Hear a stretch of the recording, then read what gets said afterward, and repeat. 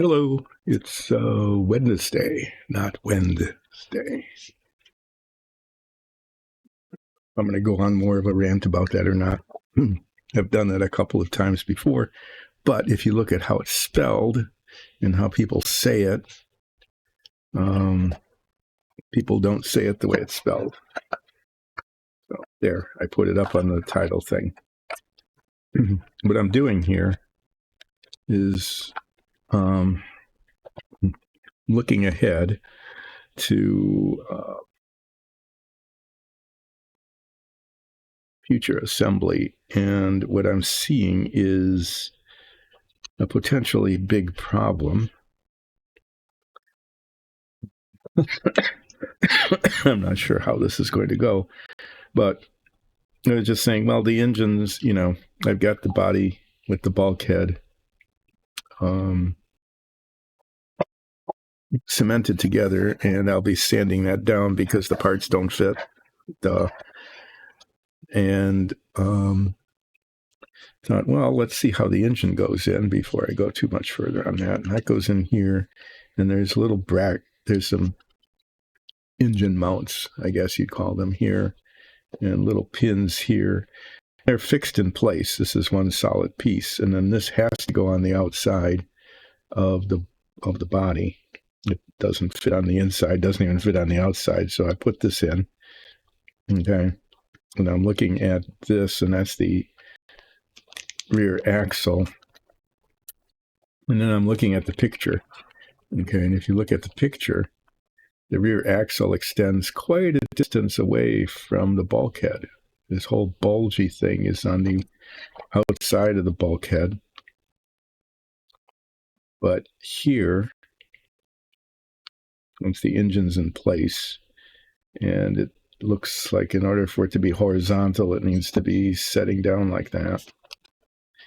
It doesn't extend that far, so I'm going to move ahead, way ahead of myself here. Get the metal axle out, and it does go through, but the who knows how this is going to go.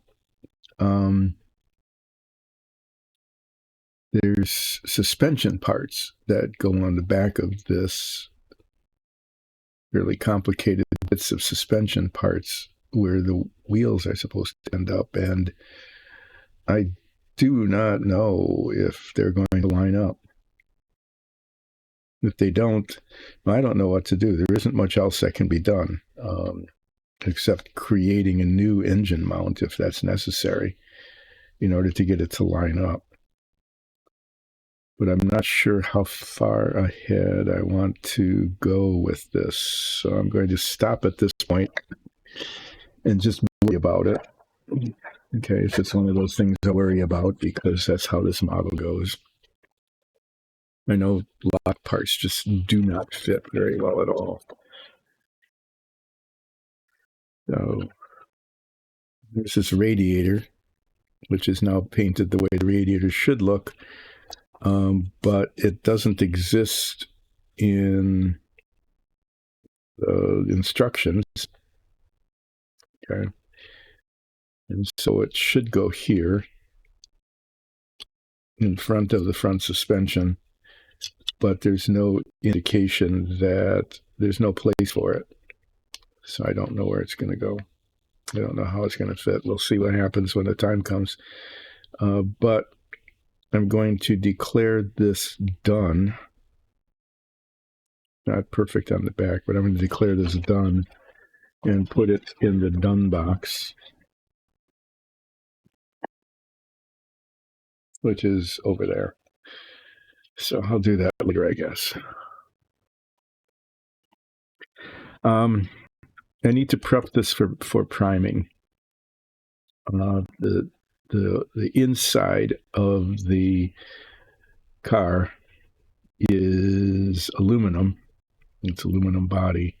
So despite the fact that there's chrome on this, because there's chrome on everything, I'm going to prime all of this. I'm going to paint the inside aluminum, and then the outside of the body is painted British Racing Green. And what I hope to accomplish, there's no guarantee. This is just a hope. Okay.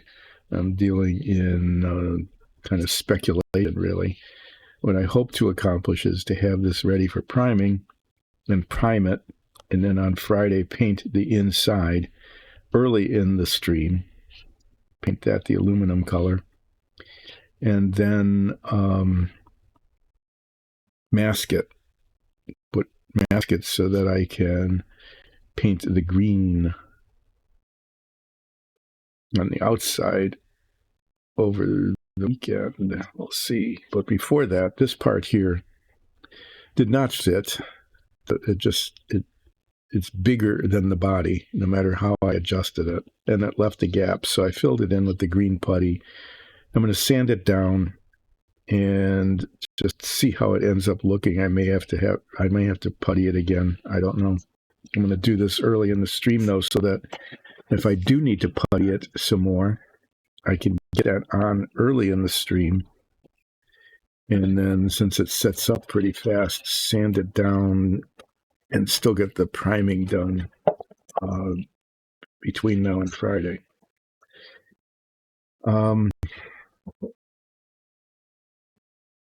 There is a phone call coming. Maybe there's a 1 in 3 chance that sometime noon or between noon and 1, I might get a phone call, and I'll have to take that. It will be one of those things, depending on where it is, that I'll just either end early or I will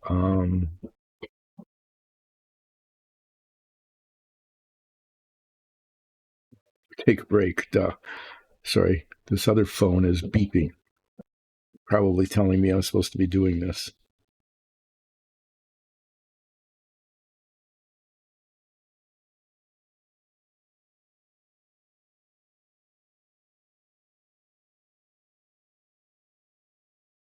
I don't know why I have this one with me today. Sure what phone they're going to call on if they call. So put the phones over here instead of in my pocket where they're not going to do much good. Okay. I just need to do this. I need to work on this sanding because that's the most important part in terms of moving ahead. Okay. It's just the engine bit. I'm going to do some detail painting on it. That can come a little bit later. And then I've got all of these suspension parts that need to be get ready for priming so that they're not incredibly shiny. It's really dumb. And then the instrument panel, which is pretty detailed. I'm going to take a fair amount of time to try to make the instrument panel look good. It'll be one of those things. But these parts, I probably will get around to sanding those down, getting the sprue bits off and that sort of thing sooner than later. And moving this stuff out of the way because the sanding makes a mess.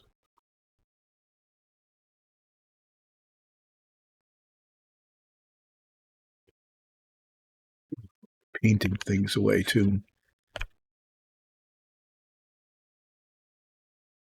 Because I'm not going to be painting until this is done. I'll take these off, pretend I can see what I'm doing, get my sanding block. Got all of these scraps of mostly used sandpaper. It is time, really kind of time to get rid of those. They just accumulate. I don't throw them away. I just keep using them.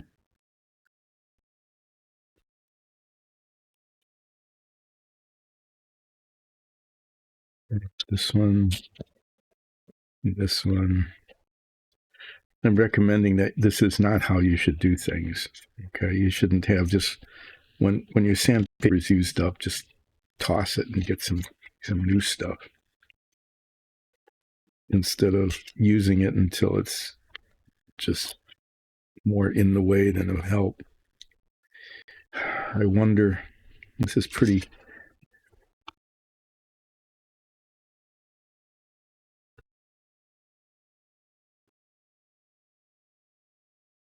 Right. I am going to throw this away right now.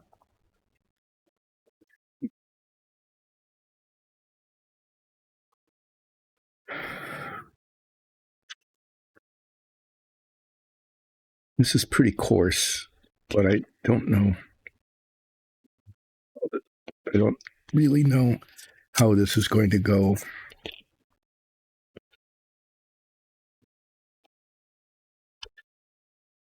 I know the part didn't fit. It just didn't on either side. And then there's a little bit of detail. There's rivet marks up on the top here. And I'm going to try to not get rid of that last one, but I don't know if I'll be able to succeed or not. What I want is for this just to be even, and it's not. This part here is bigger and extends further out. So most of this is going to be sanding away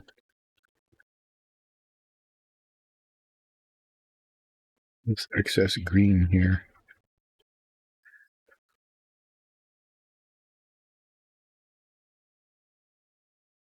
So it's even with the rest of it.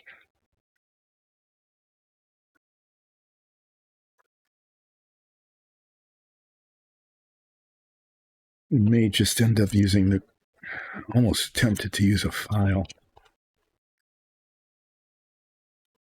If I'm really careful, I can sand that away and not get scratch marks too much into the body. I don't want to do a lot of polishing later, but I also don't want to be spending like hours and hours and hours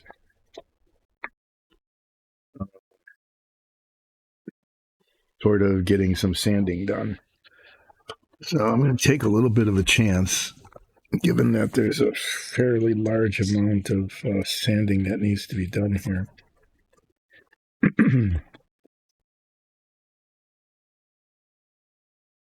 And unlike in the past, I'm actually going to mark this so I know what grit it is.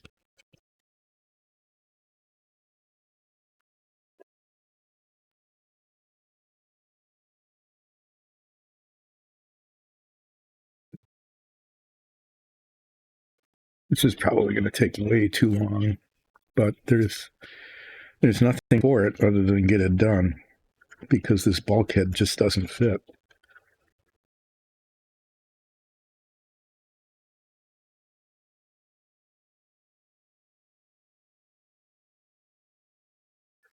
Really tempting to use the needle files to get it further down.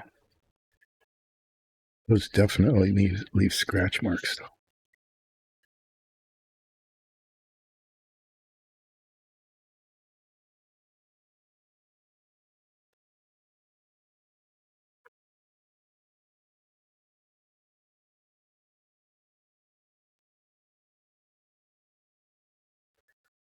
While I'm doing this, what can I talk about? I need to talk about something because this is going to just be very time-consuming and pretty boring.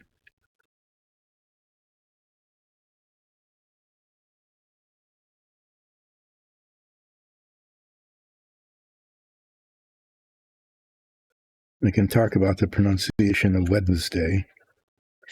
Wednesday is Woden's Day. Okay, it's a Norse thing. A lot of our day names, like Thursday is Thor's Day, right?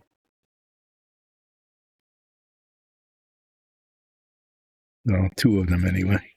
Two of them. Let's go through them. Monday is Moon Day. Tuesday is, I don't know, some actress from the 1950s. Wednesday is Woden's Day. Thursday is Thor's Day. Friday is like Freya's Day. I think that's another Norse thing. And then Saturday is from Saturn, which is a planet, which isn't a Norse god at all. So what's up with that? I don't know. And Sunday is, well, sun.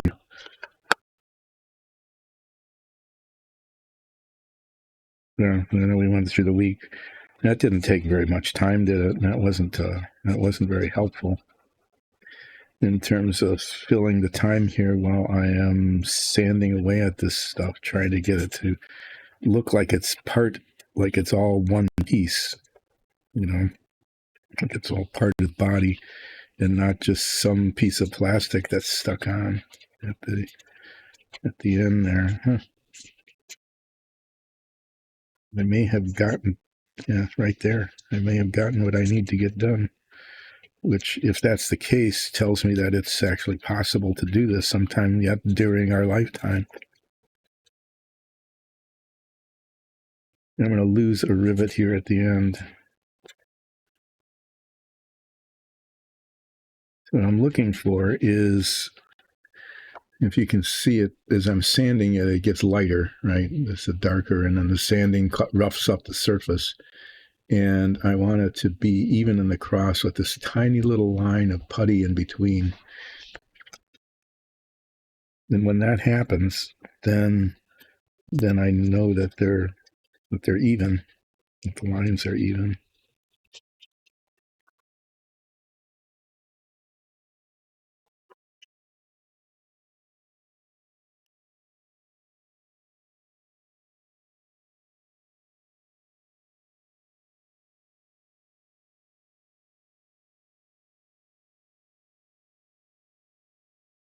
Trying to save the rivet there.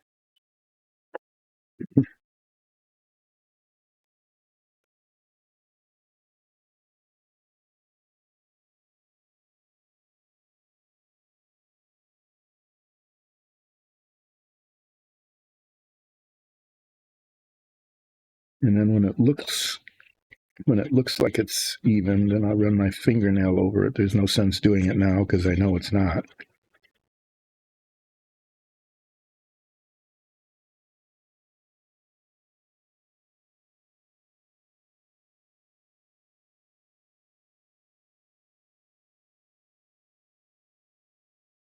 And then to see if there's it's okay if there's a little bit of a gap there.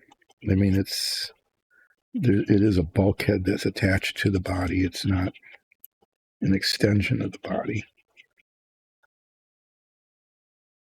But it did not do to have it extend a 64th of an inch outside the body. It needed to be flush with the rest of the body of the model.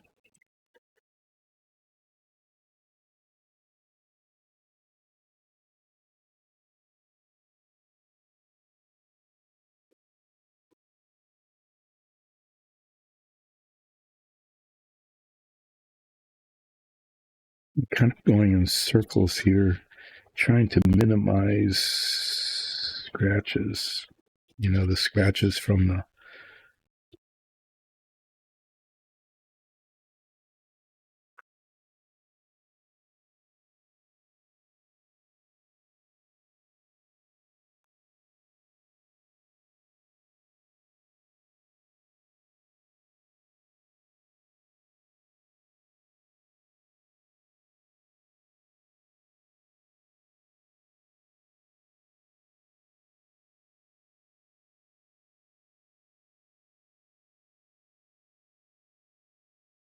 okay, well, that was a bust. I did the days of the week, and then what, right?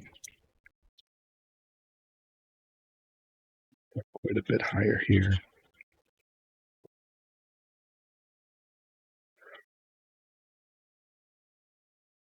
Okay, well, I don't have anything to talk about today. This is awful. What can I do? What can I do to fill the time to make it at least somewhat entertaining? A little bit. No, it's not. I don't think it's going to be perfect, but it's a lot better than it was. Like I said, it's okay if there's a little bit of a seam showing,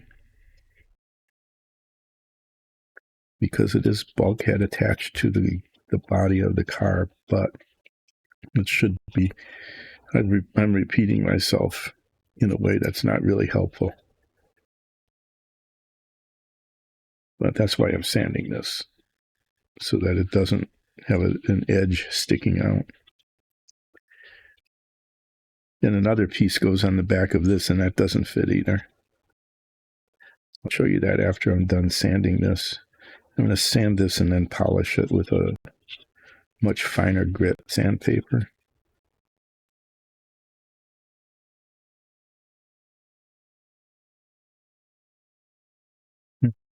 Okay, this is surprisingly not awful.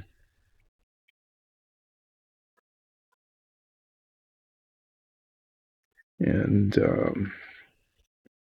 as far as my model making goes, not awful is pretty good.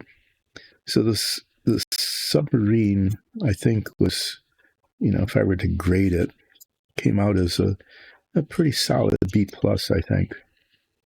There's some things I could have done differently to get it into the A territory. Parts of it are. Parts of the submarine hit the A quality. Parts of it are, B. Nothing is worse than nothing is down to B minus. It came out pretty well. The Apollo is in that same range. Really, it's most of it is A minus. There's a couple of parts that lapse into B. The Savoia, there's one little flaw that's invisible that I'm just not going to fix. But the Savoia, I'm going to say, came out to be a solid A minus, at least an A minus, the whole thing. I guess my modeling is getting a little better as I go along. This thing, I'm aiming for a B plus on this. It's difficult. It's just a difficult model because all the chrome plating is just really in the way, really makes a mess of things. And the parts don't fit. They fit even more poorly than any other model that I built so far. And I built Submarine, Apollo, Savoia, a Fink.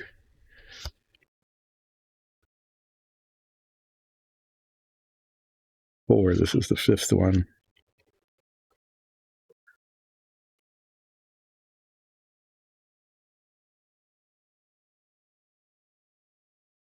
And I've complained about the parts fitting all the time because it's just an issue. And about little circles, which just keep showing up everywhere.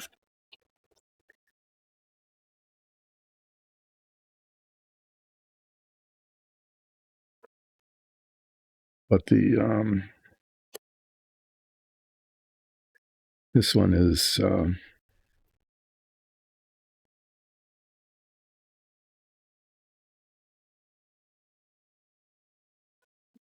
right up there with. I need to complain about it because it's poorly done. There's the cowling that goes over the engine doesn't even come close to fitting. That's going to take a lot of manipulation to get that working when the time comes. Reading the instructions, and this whole thing is, except for the green parts, is chrome plated, which makes painting actually really quite difficult. Because the paint doesn't much adhere to the chrome, and so priming has become an important thing. But there are actually painting instructions that come with the model. They don't tell you to prime anything. When this model came out originally, and with the reissue, this is actually a reissue of 1970, mid-70s. That's right. You had Haroon, it was on Monday, because you had to leave early in order to get to it. How did it go?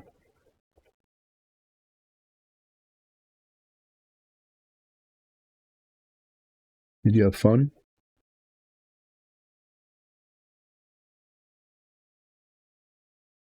No, it was like how old everybody was. The elf is, the elf sense of time just isn't the same as anybody else's. So how did that go? Give us a description of the event. Aman is talking about a session they had on Monday. And there was a couple of humans, an elf, and a wolf woman.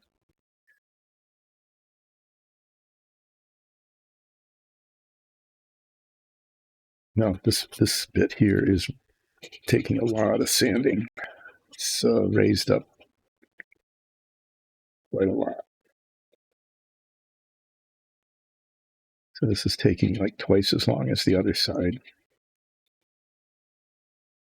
But eventually, it's like a river eroding the Grand Canyon. If you wait a couple million years, a couple tens of millions of years, eventually it gets done. And it feels like that here.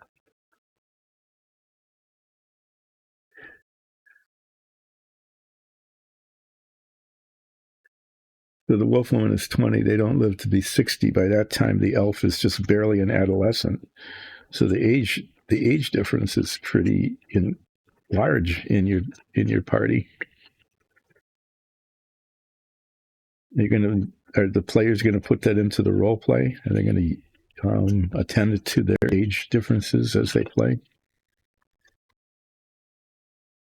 Yeah, and the humans live what in your game? They're living to like in their 80s, maybe late 70s, 80s. Get to be as old as me. I'm not 80 yet. Hope to be. I'd like to be because I'm getting close.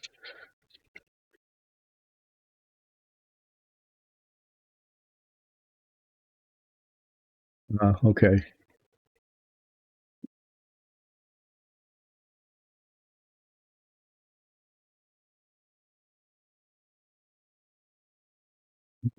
The other side was much faster than this side. But it's coming along. Are the players all getting along well? And is their role play fun? Do they play role playing well?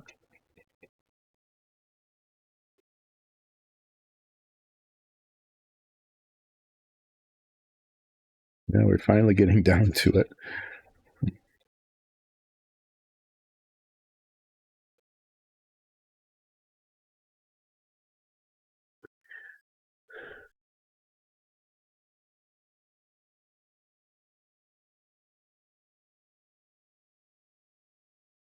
Always awkward when you're playing with elves, right? Because they live so long.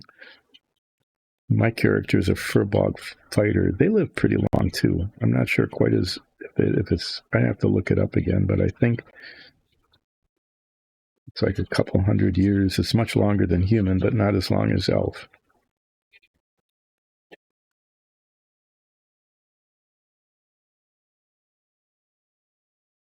Okay. Well, this one's used up, so I'll have to go in the trash pile.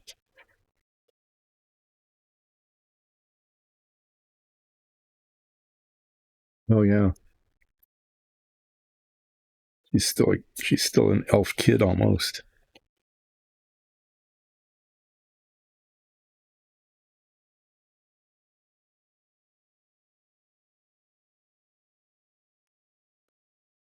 Kind of fun learning, character development in a role playing game like that is always a lot of fun. As long as the players, take it seriously, it's important that they take the character development seriously. I mean, not that you can't have humor.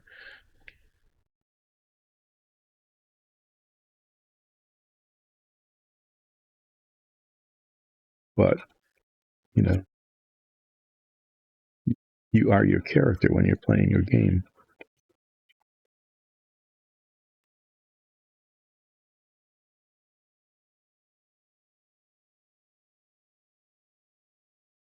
That's one thing about our show is that when we're in character, we really are in character.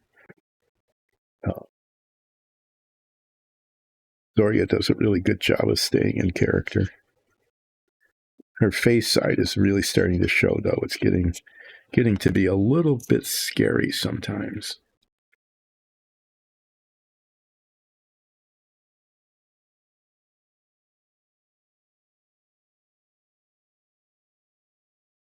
We're a witch. Yeah.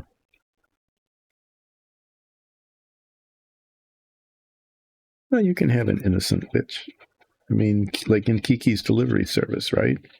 We learned about a lot about how witches can be perceived in different cultures in very different ways.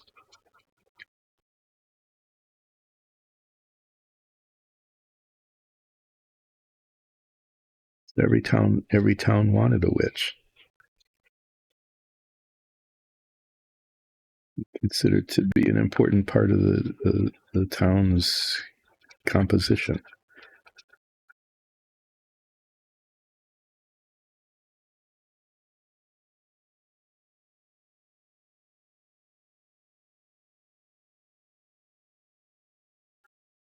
So is there a little bit like Kiki's delivery service where the in the game where witches become an important part of the community?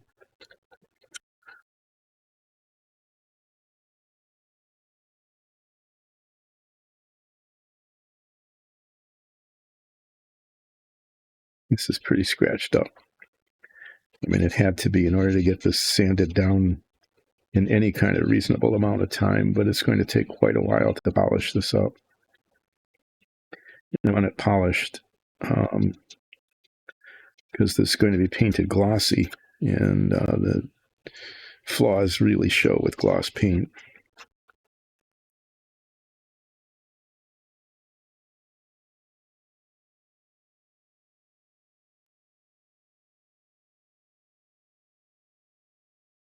Ah, okay. Got it.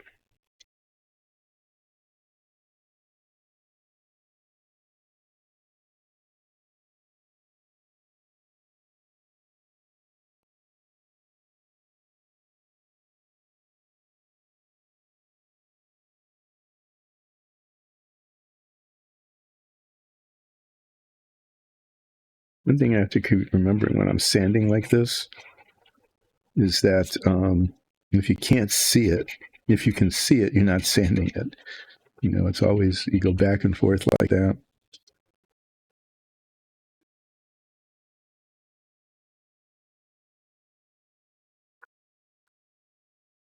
The gap on this side was way bigger than the other. There's a real asymmetry in the not fittingness of these parts on this model.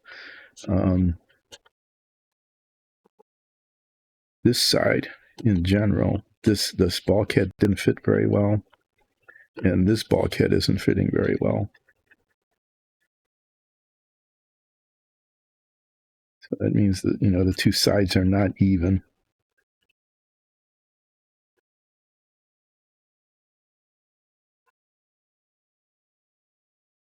Look, you can see the difference in the size of the gap. If you look at the lighter green here, that's filling the gap.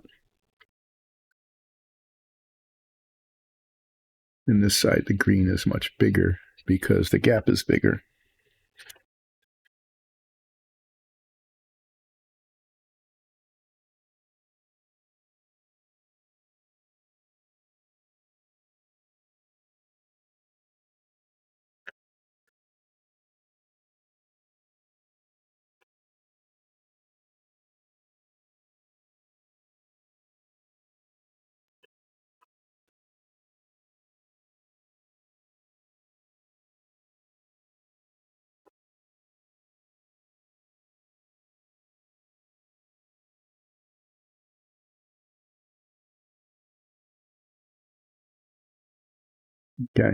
Okay. So that's interesting. The goddess has three different forms, and her personality changes with the different forms.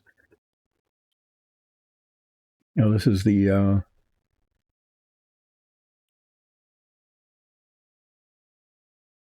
transformation, right? The transformation mages, and so the goddess would be a transform. I mean, like a changeling kind of.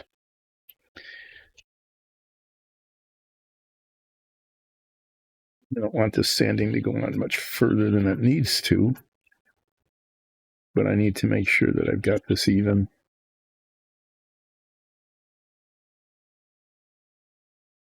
It's looking okay.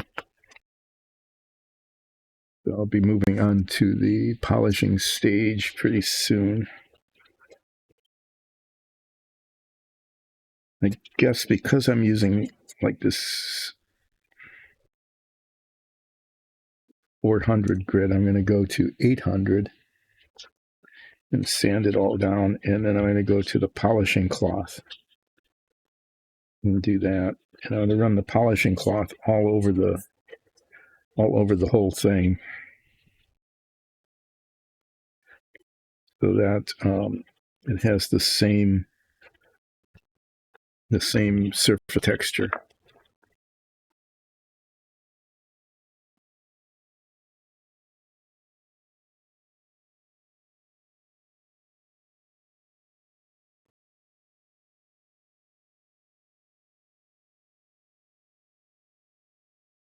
I'd even go over the whole thing with the 800.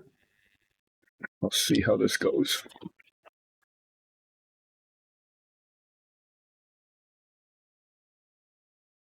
So each successive grit, as it gets finer,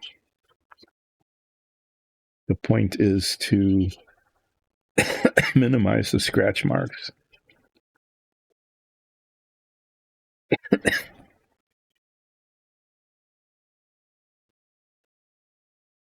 I rub this down with this one. Kind of makes it look more uniform. Of course, I don't want to destroy the rivets like I just did there. That was dumb.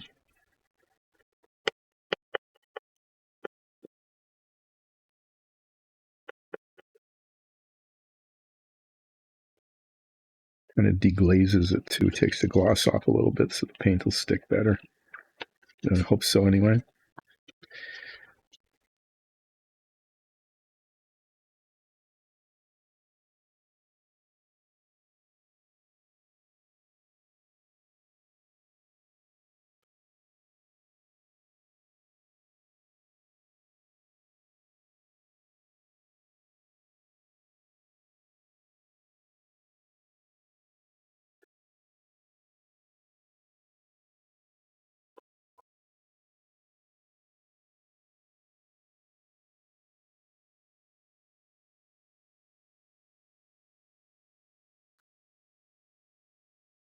And I'm going to wash this down pretty thoroughly. I'm just going to use water.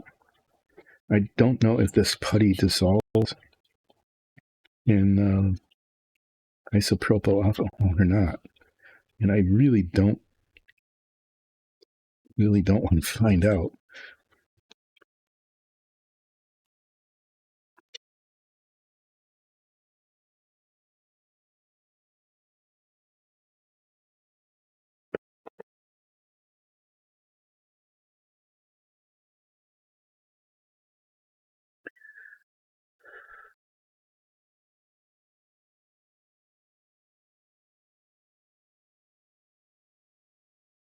Okay, I understand that. Kind of a mentor, like a teacher or a mentor.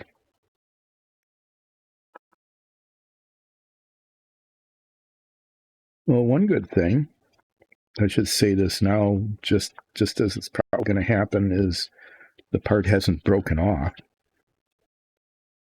So the cementing actually held, which is good.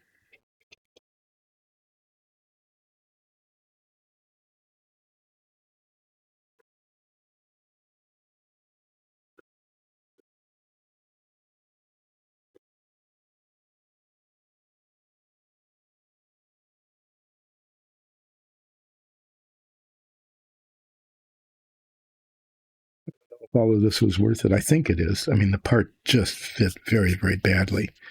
And so now it looks not too bad.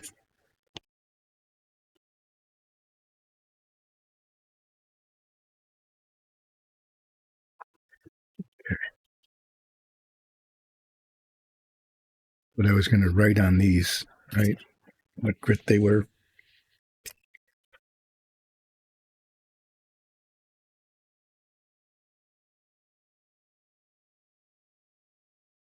There, written on there what grit it was.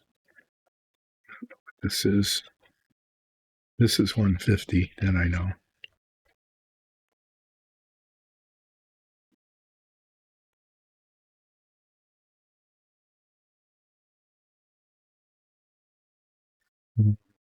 This stuff is, we've talked about this before, this is just really good polishing cloth. And I need to get a whole lot more of it.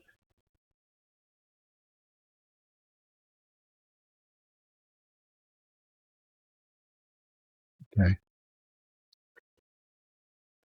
So she's really focused in on healing, which is good for the party. Really needs a good healer. Every party does. When I played D&D a long time ago, before this campaign started, I was always a cleric, which had the ability to heal, but also could do, could hold its own in a melee. It's a fair amount of decent magical spells. Could get into trouble too doing that.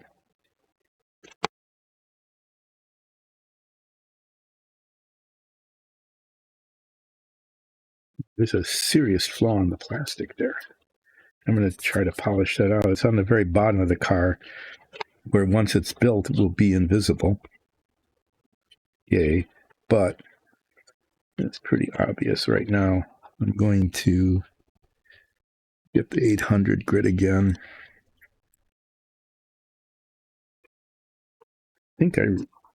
Yeah. When this was injection molded, little bits of plastic it just kind of swirled around right in the bottom.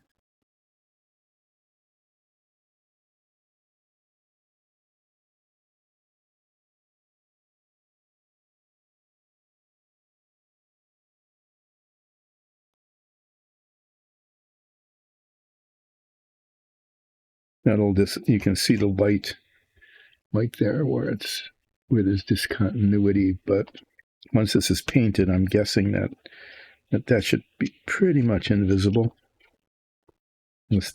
Hopefully it will be.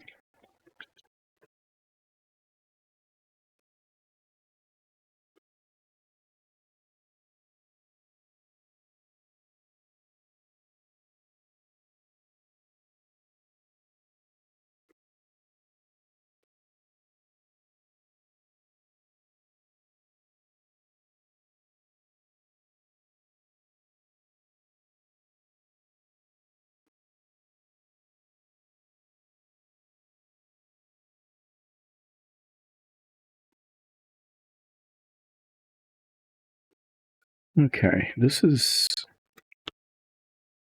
at this moment now.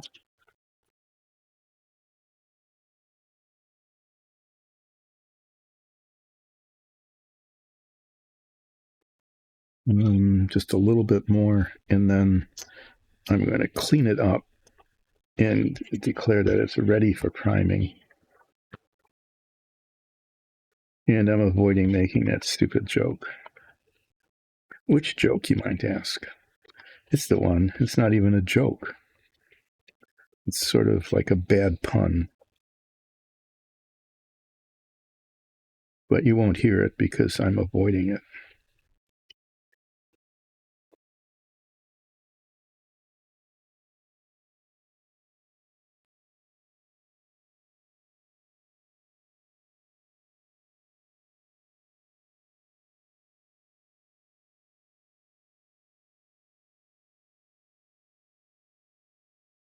And that's going to look like a weld, which is okay. I'm okay with that. Okay, these bits of paper haven't been used. I don't know what grit it is. Yeah, that's 150. This is still usable. This is still usable. These are whatever they are. Still usable.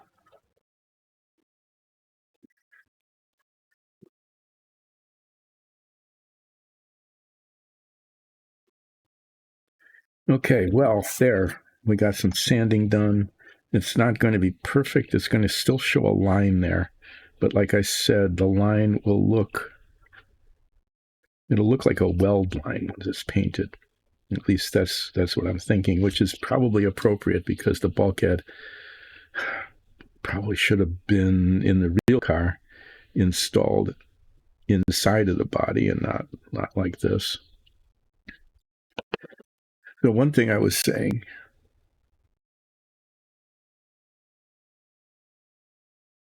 that's right, and she needs to gather herbs. How is that going?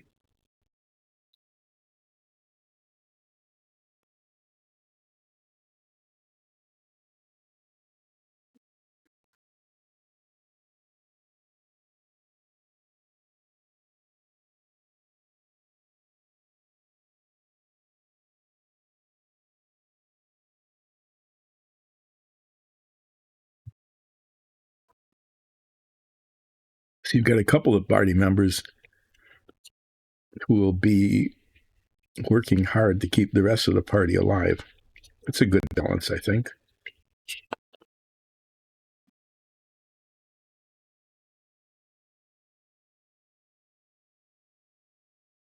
Okay. I'm talking about gathering herbs for the most part. So that's a little bit in abeyance. It's waiting. Trying to get as much of the sanding dust off of this as I can. Like I said, I'm using water. I should use like isopropyl alcohol. It would get the oils, finger oils and stuff off. So this is a pro tip from a not pro, which is why I'm not doing it. Always wash your models before you paint them, okay? Because there's going to be dust on them. I call it sanding dust that I just created that I have to clean up here before I start doing anything else. The other thing that's recommended, which I'm not doing, even though I should be, because I don't know how it will react to the putty. I need to test that sometime. Is they recommend washing it with like isopropyl alcohol, rubbing alcohol, because if you get oils on your hands, which you do on your fingertips don't have oil, but it picks up oil from your face and rest of your body. That's another story. That's how you get fingerprints, which is kind of weird because, like I said, your fingertips where your prints are do not exude oil. That all comes from stuff it picks up from other places. It makes you think, doesn't it? But the recommended thing to do is to do what I'm doing, but with isopropyl alcohol, so that you get the. I need to do another thing here. I got sanding dust all over this cardboard here. So when I set it down on the cardboard, it gets dust on it. Is the best paint job is one without fingerprint oils all over it.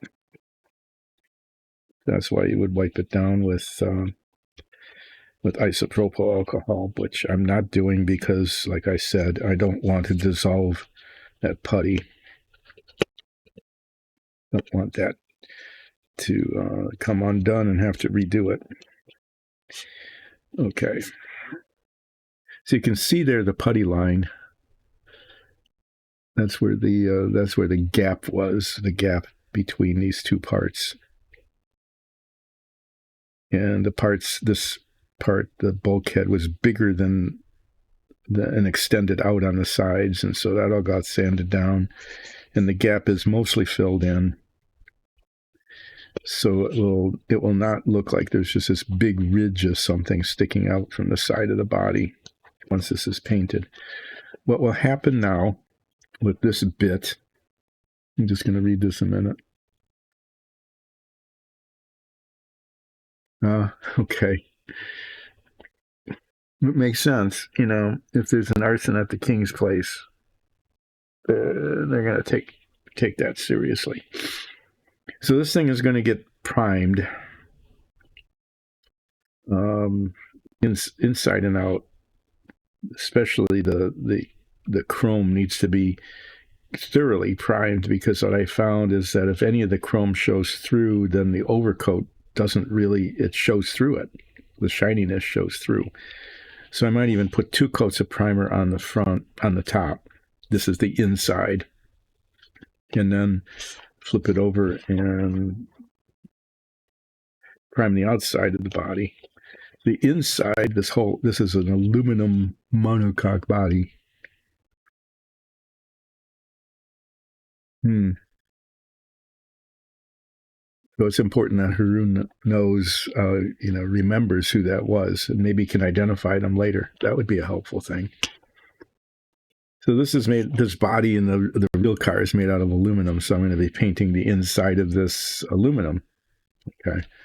I'm not going to use the duraluminum. I'm going to use this one.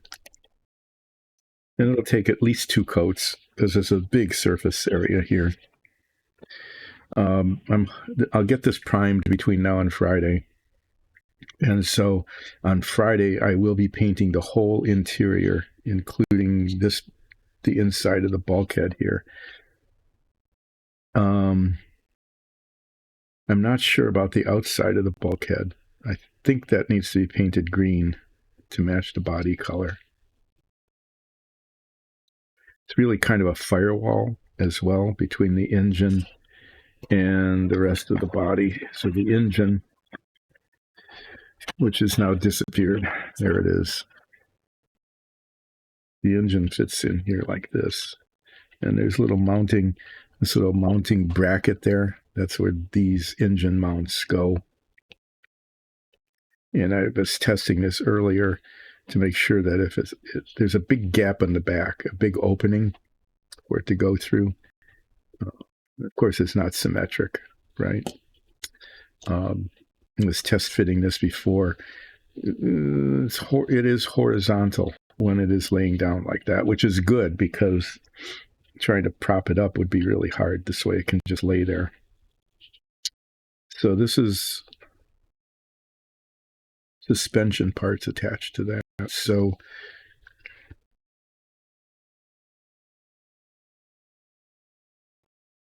this bit here goes on like this. And it fits very poorly. It just does. But that goes on like this, and the axle goes through these holes here.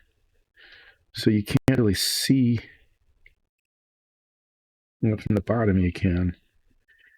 I'm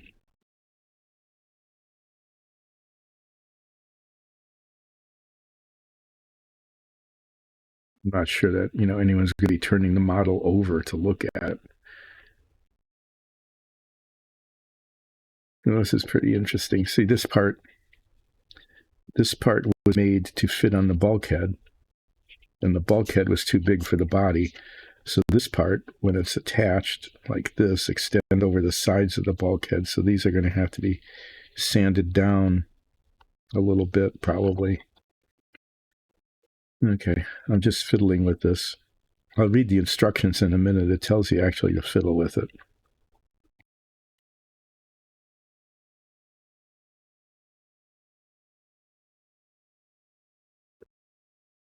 This bulkhead really should be painted aluminum, but it really can't be. I'll just say it can't be, because there isn't any perimeter around it. I mean, the perimeter would be this, but I'm just going to paint it the same as the body color. Okay, so what will happen with this is it's going to get primed. And then on Friday, I know it will get primed because it's ready to be that way.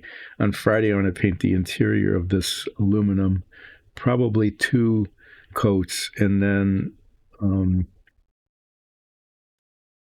going to try to get it taped so that I can paint the outside of the body over the weekend. I can't promise that, but that's what I'm going to try to do.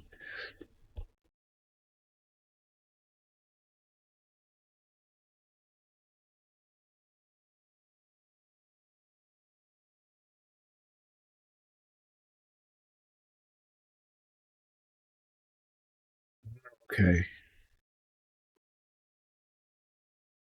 Okay. Okay. So she doesn't have to identify them because I'm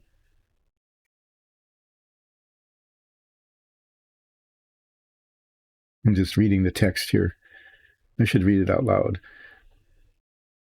Arun rushed to the man in rags to see if he was injured. The man died of his wounds. He was hit with a crossbow bolt in the back. And she took notes from that person's tattoo, a strange scented oil on their hands. That's interesting. And an engraved dagger. Um, she took they took the dagger for research. Um, no, he was wearing rags, looking very poor, but um, had the body of a trained warrior. Okay, it is confusing. I mean, strange scented oil, that's a really cool cue. I mean, the tattoo, of course, but what's with the oil? What's with the scent of the oil? Well, with her herbalism skill, do you think she might be able to identify what the oil was?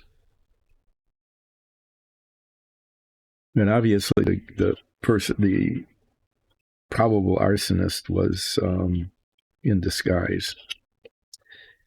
Okay, this is ready to be primed, so I'm going to stick it up here, and I clean this off. And I can bring these parts back. I need to do. Let me think about the order in which this can be done. The engine is not critical. I mean, it'd be kind of nice to get some painting done. I was going to paint some detail on the side of the engine and the transmission, transaxle here. You can see there's a lot of raised detail. I'm going to paint it a different shades of metallic. And this bit gets attached to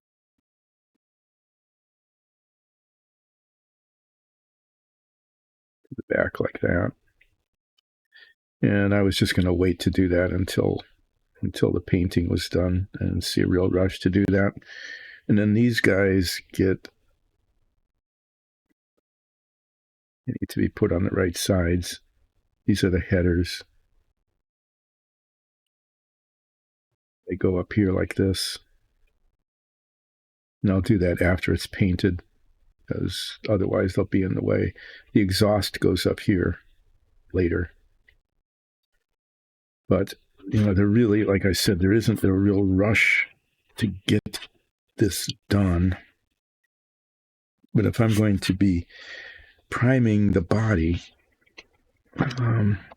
maybe what I'll do is I'll work on these pieces here. If they're primed, then I can start painting them.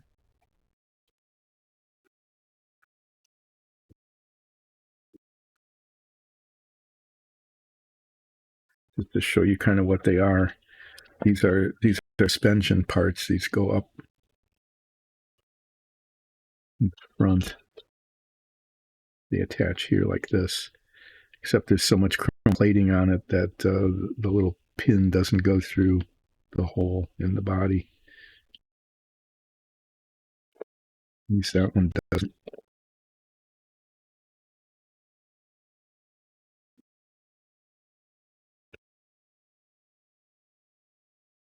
One does, so you can see kind of how that's supposed to go. But the real racer was not chromed.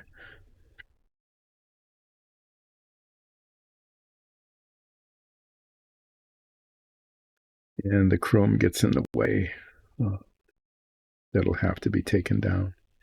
The chrome plating on this is really gross. It's just very unhelpful.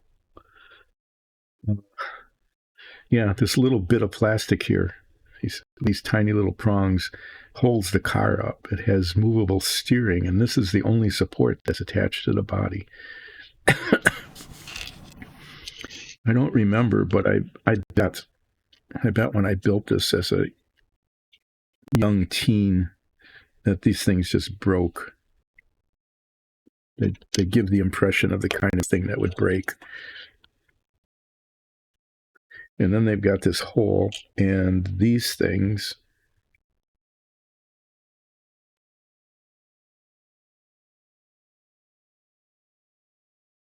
really hard to tell how this is supposed to be oriented.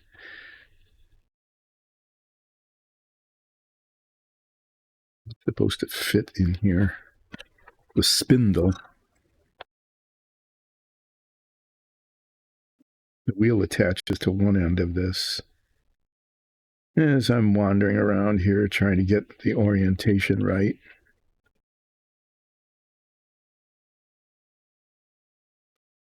Yeah, this is really unhelpful.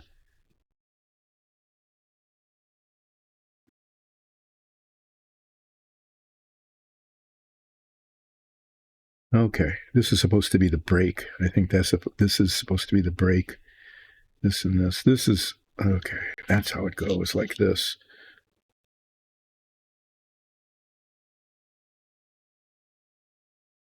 And this goes to the front. And then this spindle, seriously, is supposed to go through this hole? No, it doesn't. That's the top.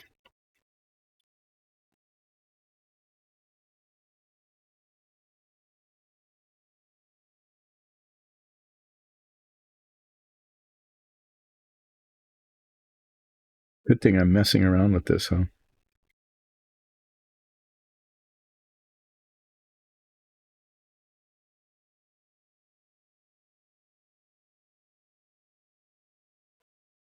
This thing here with the sprue attached to it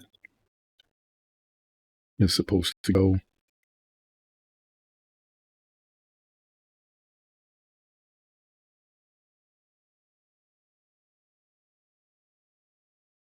Oh yeah, okay. This is where the steering arm attaches to the front here.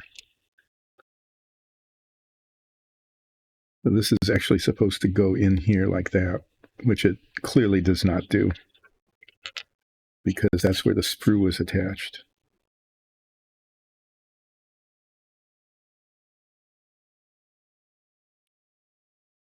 And this one goes on the other side. It looks like they're not ambidextrous.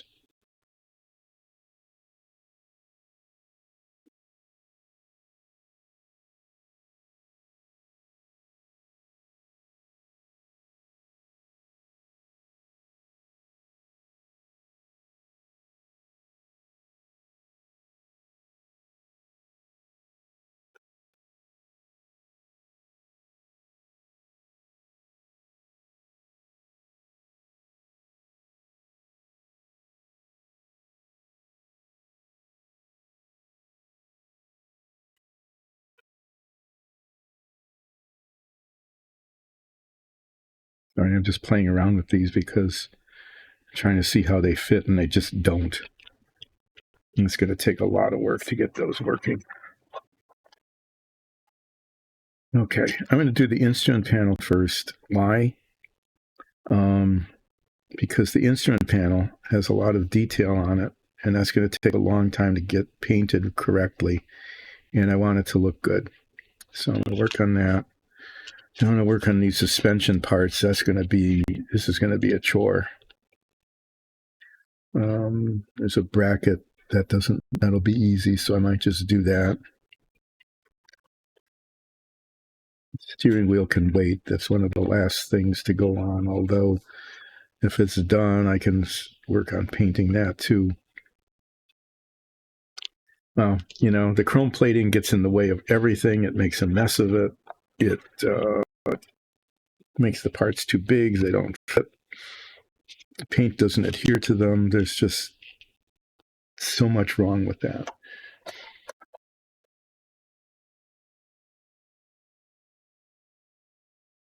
It's tar. Okay.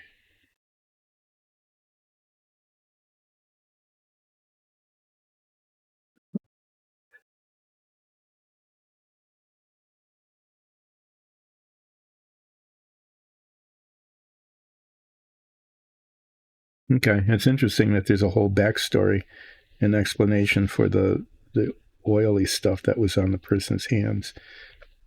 So it was essentially something that could be used for healing. Didn't work with the bolt hole in the back, though. That didn't work out.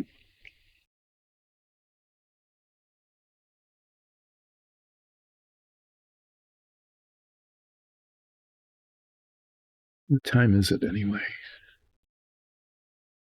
Let's see. Read the thing. Oh, a little after 11. Okay. Well,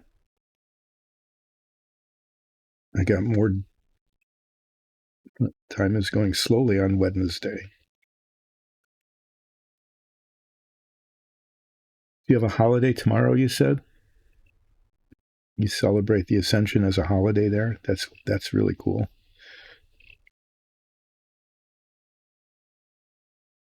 We have a family member who lives in Germany, and it's a holiday for them as well.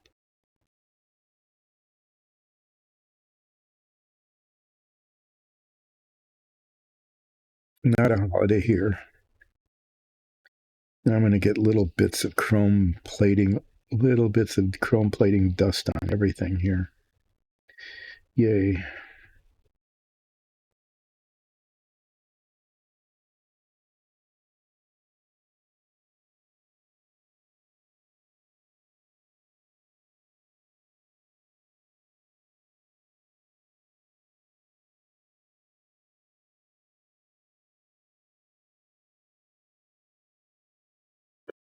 See how this is supposed to fit.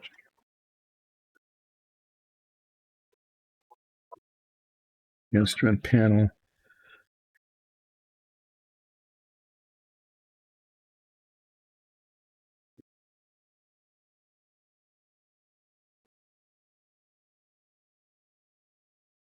Supposed to fit here somewhere. You would think that there would be like little markings or something, right? It can just go anywhere. There's no little notches or anything for it.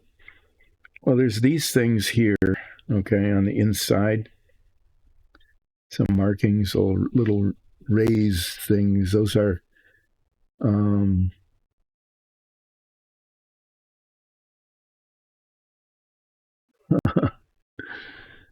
disturbance in the shopping week. It should be a huge celebration with a lot of activity in the churches and things.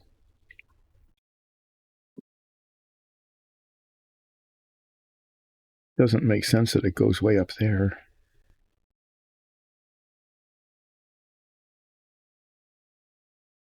It's back here somewhere. It just wow.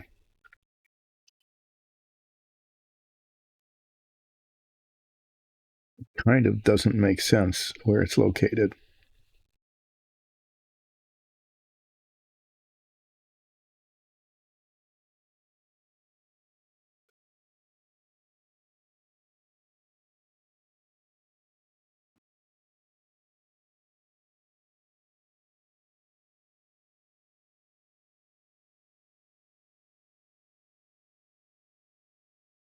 Okay, well that's going to be an interesting thing. I really expected there to be like little notches or something that would tell you where the instrument panel is supposed to be located, but there is no clue at all.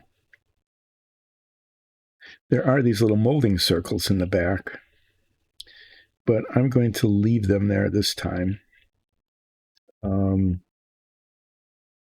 Just otherwise it's featureless. So I don't think it's going to be harming anything to leave them there. I am going to, though, get some of the 800. I'm just going to rub the back of this a little bit because there's the chrome plating around these circles is raised up. It's just a mess. Guess I'll have to do it this way.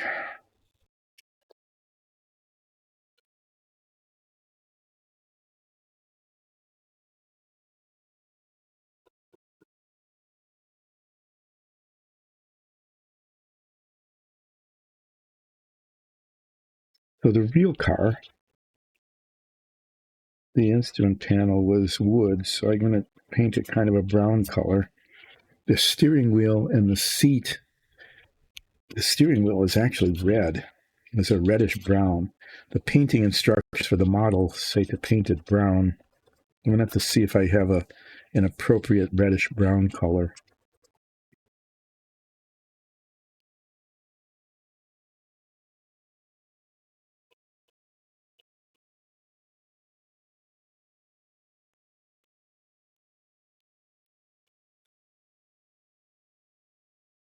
And I can prime the instrument panel now and find an appropriate color for it. And I can spend endless hours, it'll feel like it anyway, attempting to paint the detail on the dials. We'll see how that goes. That will be interesting.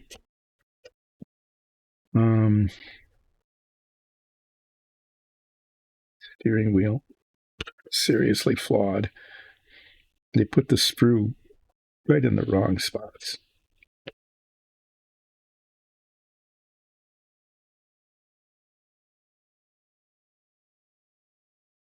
So reading the instructions, and there's painting instructions.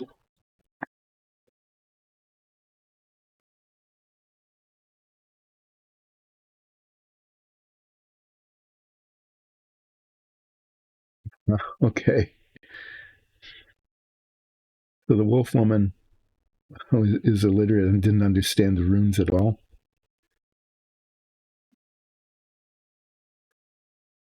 So does your character, I see, does your character understand what the runes were at all?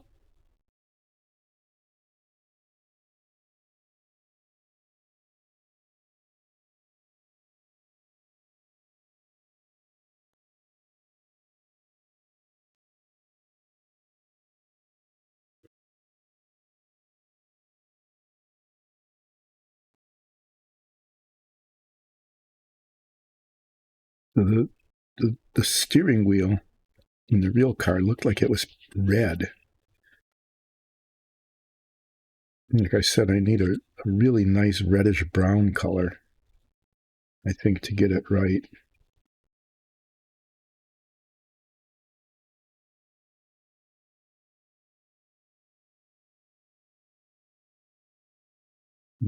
Making sure the sprue is off.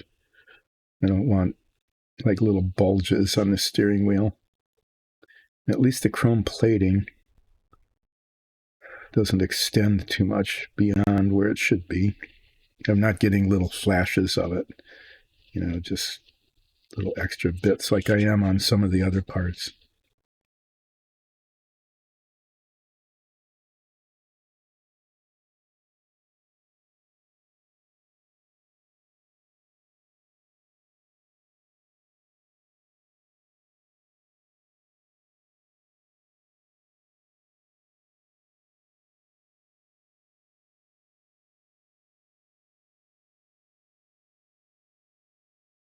Probably going to just okay.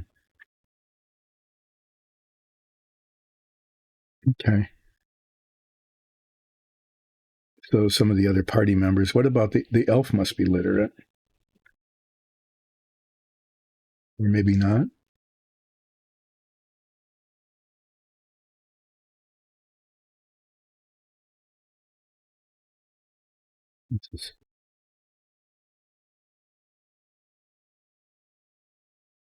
I'm just running my fingernail over the.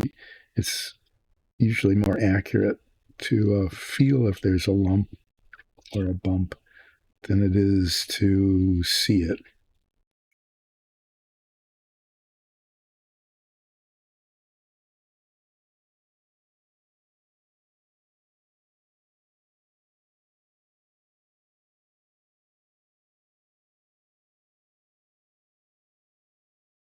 Okay. This is just a bracket that goes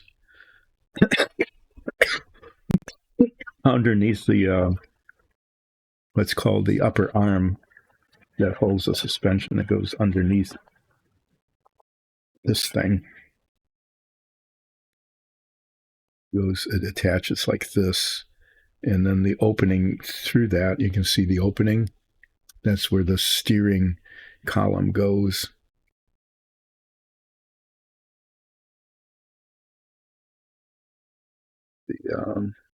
Sometimes after it's primed, like it goes that way. We'll find out. This has to go only one way because it's at an angle. Okay, and if it's put on backward, then it's not going to work. You can see it's wedge shaped, and instructions, you can just barely see it there. The thick part goes toward the back of the car.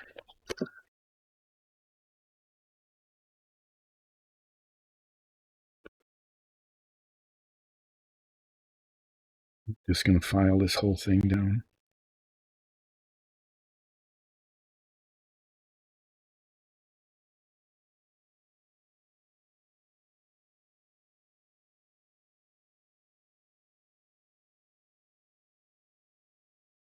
Okay, now this will be after I prime it. Okay, this is kind of an important part that needs to stick. Okay, it can't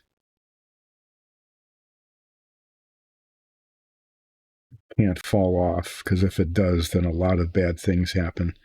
So when it's attached, this here, these surfaces here, and these surfaces here need to be pretty thoroughly cemented on. So the primer and the chrome plating need to come off. I think it's a good idea just to take it off now.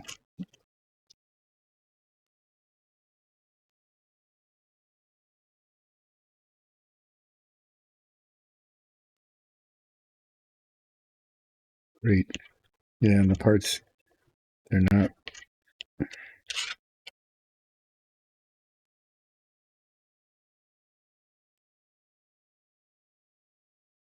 not well molded. These little circles there too, molding circles, just everywhere. I believe that's on the bottom of it, so it's not going to show very much. I really am tempted to try to fill those in.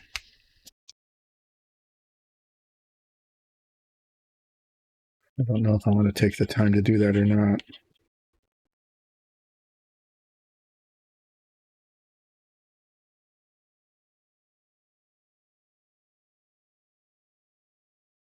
I don't want to bother sanding them out.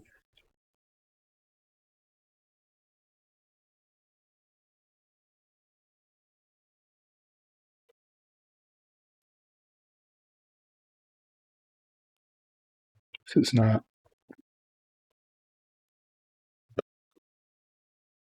It's like a divot in there. I want this to adhere.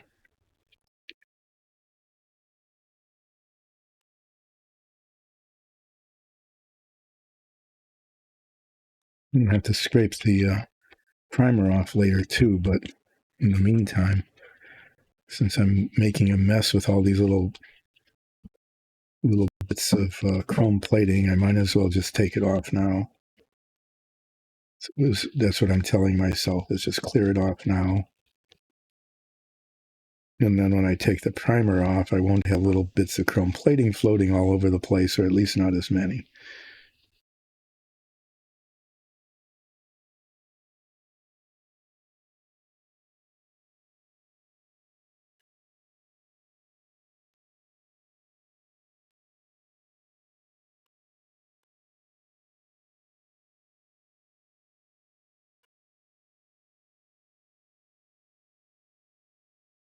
So the instructions here.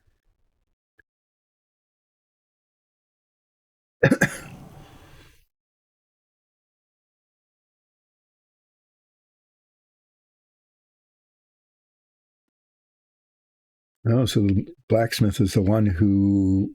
Oh, nice dagger.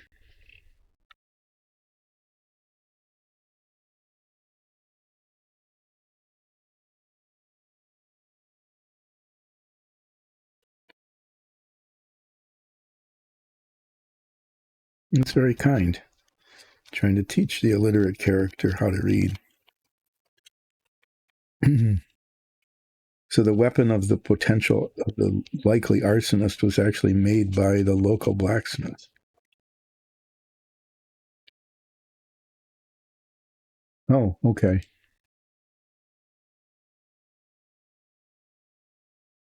Okay. He makes engraved weapons, but we don't know for sure if he made that one. Might be able to identify, if he didn't make it, might be able to identify who did. That would be a handy clue.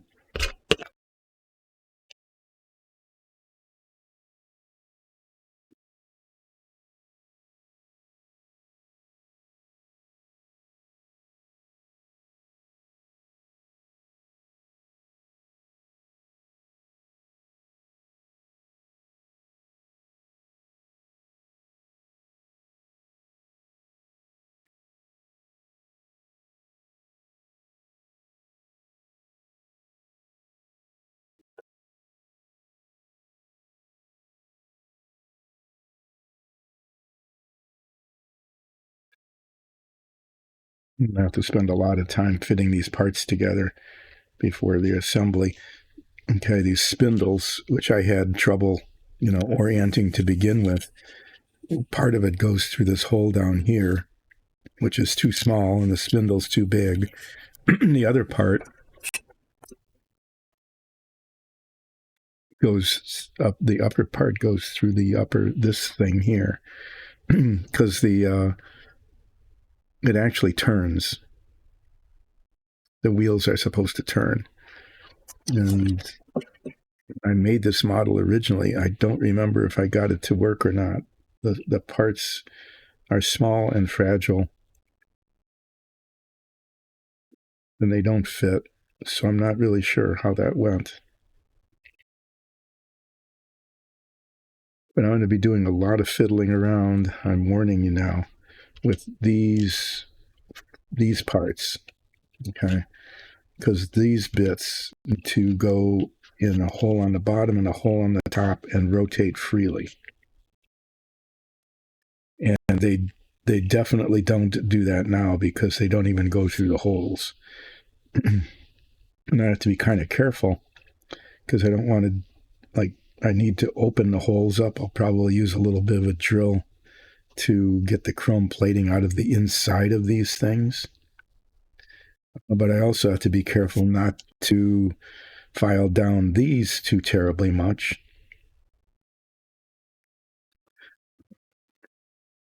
So that they're so small that they break. There's all of that.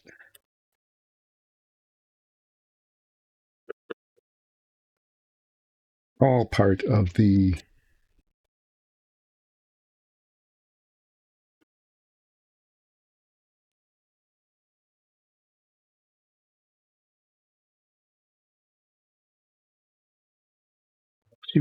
she sort of stole it, but it was a corpse of a dead person who was probably a criminal.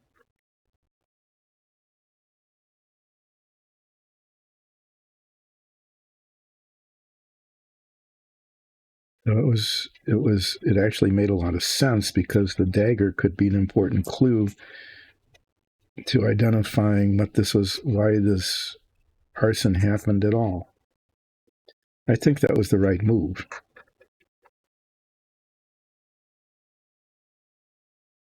In our D&D game,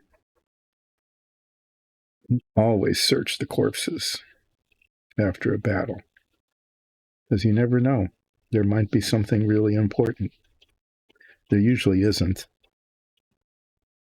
It's up to the DM whether or not anything useful or important is on the corpse of an adversary.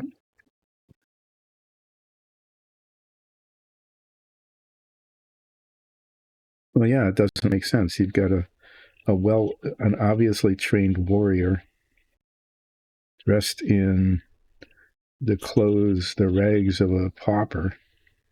That doesn't make any sense. Carrying what is probably a very expensive dagger.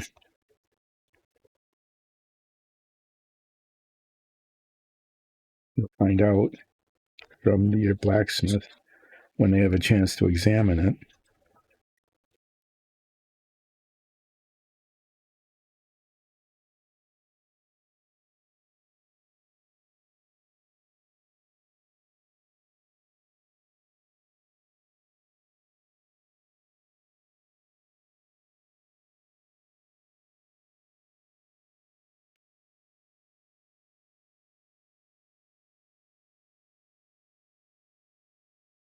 Yeah, it doesn't make sense.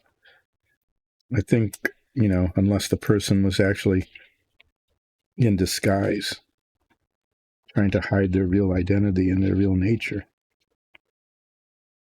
But that's the thing you need to find out.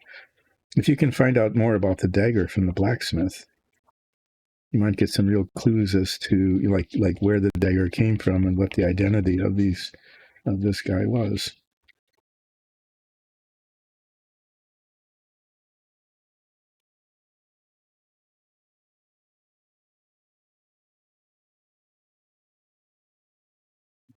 We're doing on time here.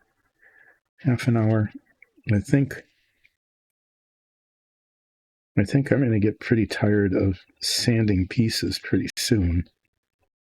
But I've got a half hour, and the more of these I can get, the more I can prime. And the more I can prime them, the more I can get around to actually doing some painting and maybe even assembly.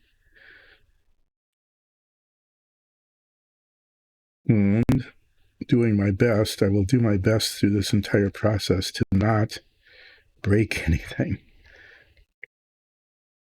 Okay, usually what happens, and it's the case here, is these round bits.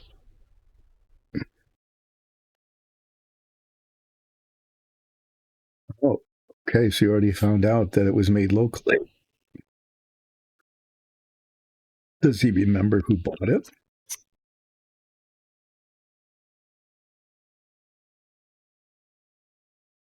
So these round bits like this, they're injection molded, and the molds come together right along the edge here, like the top and bottom, and there's almost always a visible seam. In this case, there is, and not only is there a visible seam, but it's exaggerated by the chrome plating. So that has to be sanded off. So it looks like it's a nice round piece of metal and not a piece of plastic that was badly molded.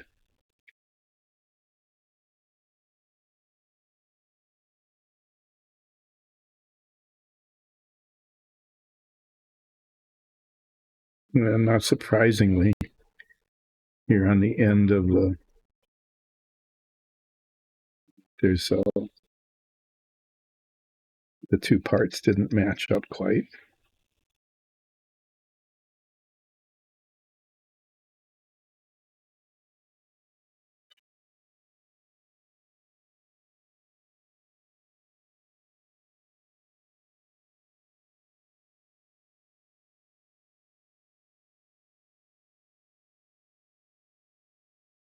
Usually the flaws show up, with the metallic paint on it pretty significantly. You would think that they would show up with the chrome plating.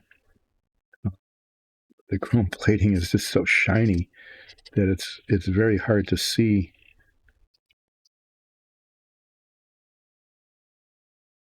Be careful not to snap it. It's really kind of hard to see if this problem is.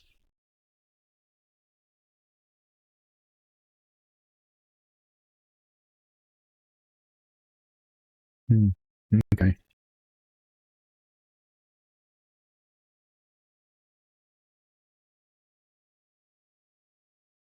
I vote down.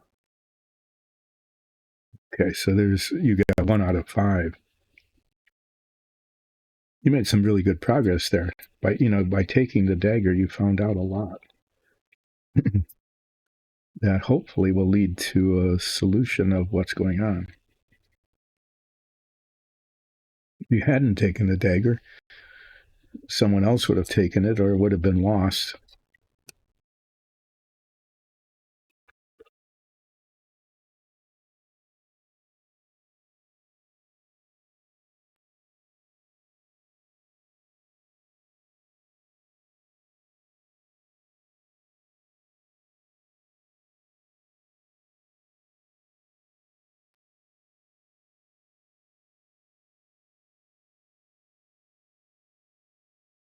Well, plating needs to come off of this pin. This is what inserts into the body of the car, and apparently these two little pins here and here are primarily responsible for keeping the front suspension attached.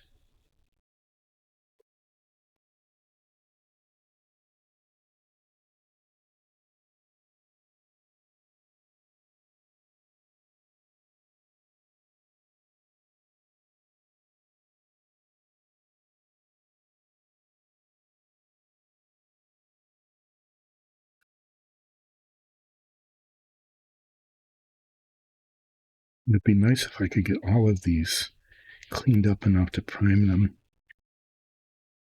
even if it means not painting the engine block today. You think so?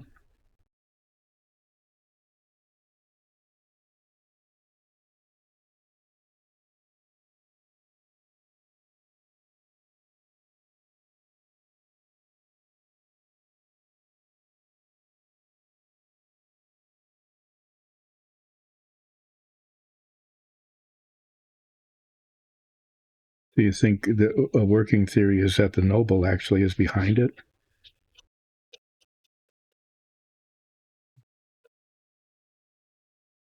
It'll be hard to prove that, I bet. But it seems to make sense that that could be it.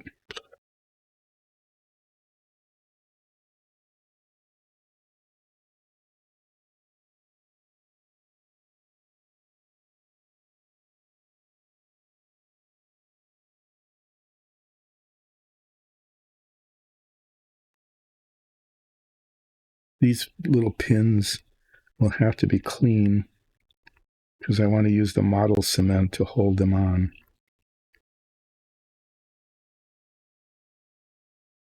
Because that will give a stronger weld than the contact cement. At least that's the hope.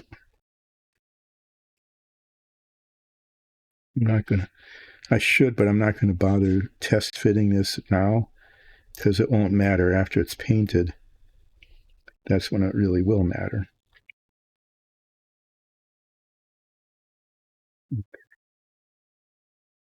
Check to make sure that I've got these little molding marks, these little molding ridges cleaned off.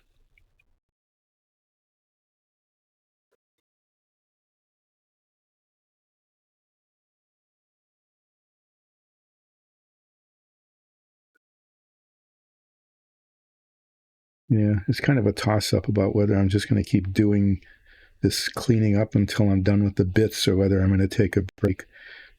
I am now leaning. I was leaning the other way. I was leaning toward doing this for a while and then doing some painting. But now that I'm this close to being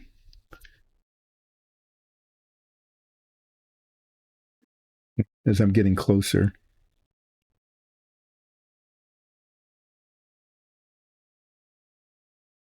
well, that's a smart move. You don't have enough evidence.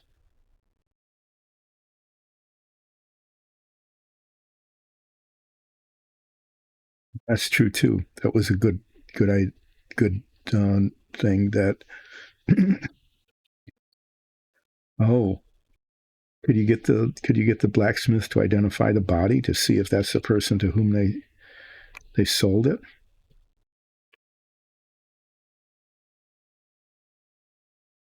Because you're right. It could have been, they could have sold it to somebody and then it could have been sold or stolen or lost.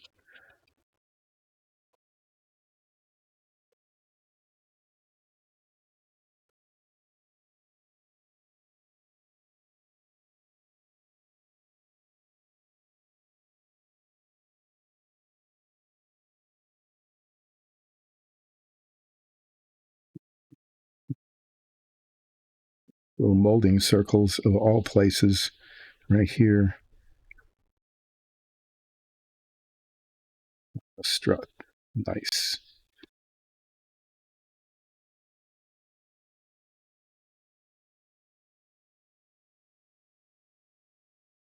Filling that in will be quite a challenge.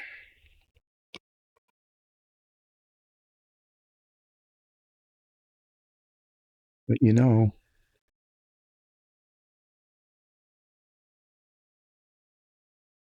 you actually just try it.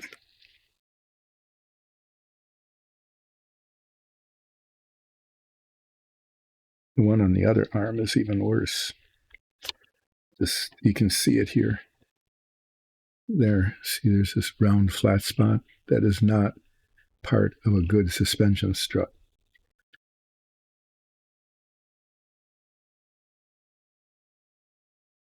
Why were the hanging corpses amusing?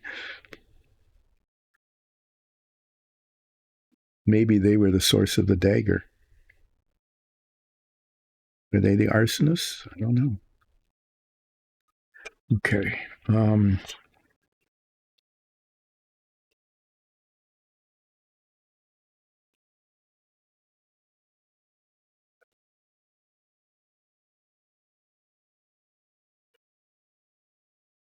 Yeah, I'm sanding this down because what I'm finding is that the chrome plating is irregular. It just has bubbles and lumps in it.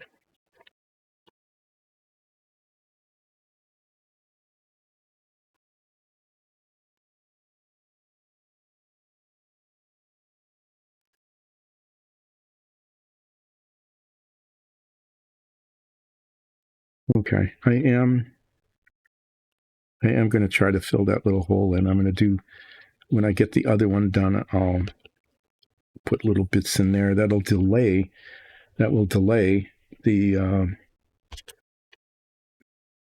priming and painting of these struts, but that's probably okay because there's plenty of other things to work on, like the instrument panel and the body. But I don't want them there. I don't want those circles there if I can get rid of them at all.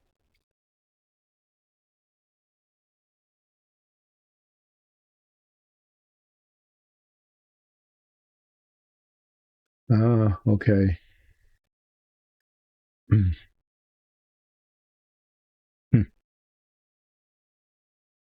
Yeah, there's always that investigation or perception. That's right. In this case, it would have been perception. You're right. I'm right. I understand because investigation means that you know specifically what you're looking at and why. But in this case, it's just, being aware of things around you. We've had that argument in our show several times. Is that perception or investigation? We also know that the DM is always right. So whatever she says is what we do, but it actually makes a difference for some characters. Some of us have, I don't have very good either, but some have much better of one versus the other. It's like, is this acrobatics or athletics? That makes a big difference for some of our characters. Because my character, for example, is really good at athletics, but not so much at acrobatics. Strength, not dexterity. Right? This part is really bad.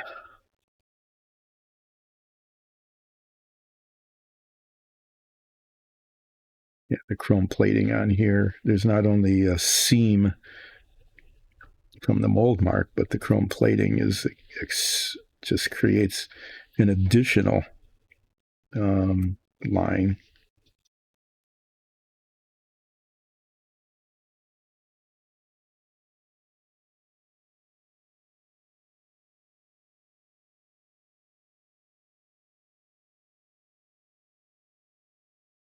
Sanding these little bits that are potentially breakable is not fun. And if they break, it's no way to really repair them, so that they're like the original and have the original strength.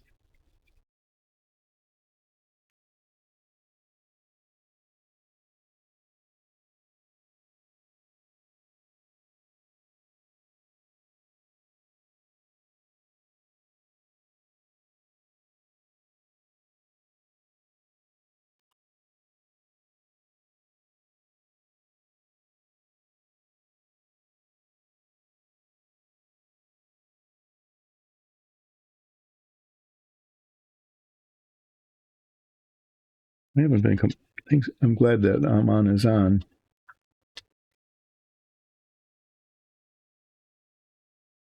Oh yeah, it's like you. How could you miss them, right? How could you miss two corpses hanging by the gate? Well, because I didn't look. Like, nice going. Nice being aware of your surroundings. But you didn't. Okay, and if you didn't, you didn't, and the DM was right in saying that you didn't observe them.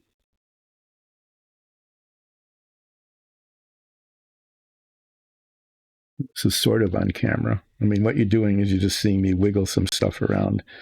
But what I'm wiggling is sandpaper on chrome-plated parts to try to get rid of mold marks and excess chrome. And then there are these circles that I'm going to fill in and carefully sand down, because these are really important suspension parts on the car. I mean, they're really very important suspension parts, and they shouldn't have such obvious flaws.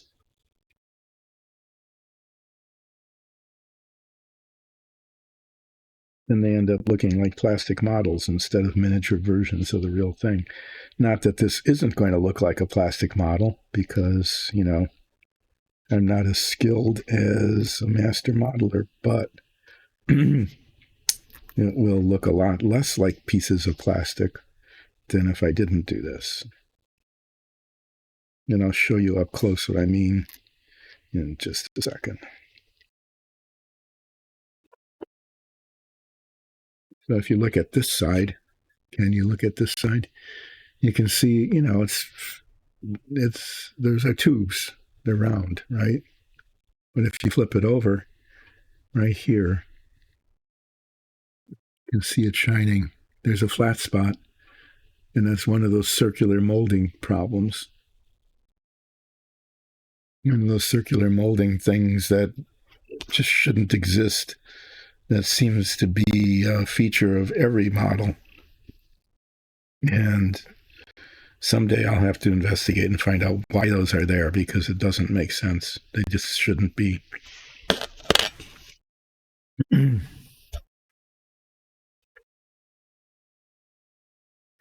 so I'm going to just wipe these off. These are not going to get primed along with the other parts. Next couple of days, I'm going to put tiny little spots of this filler in.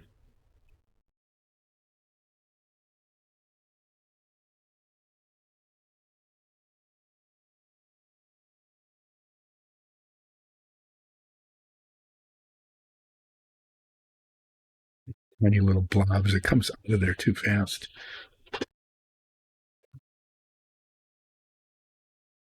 Try to scrape a little bit of that off, so that I don't have so much sanding to do. As you can see, There's way too much on there.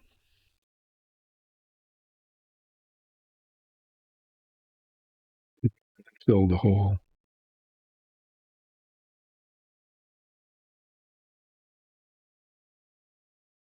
Okay, I'm going to let that, that's going to rest for a day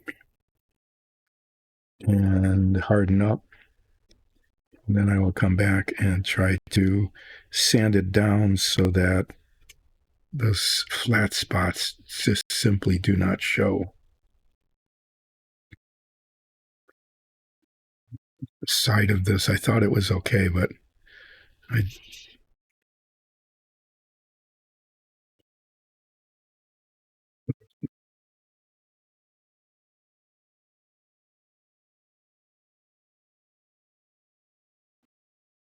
have to say the chrome plating on this model, just for whatever reason, the model designer thought whatever was in their head, they were wrong.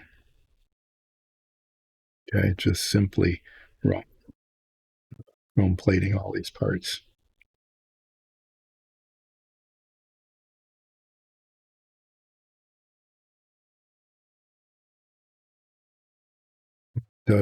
All it does is it introduces irregularities and flaws that do not need to be there.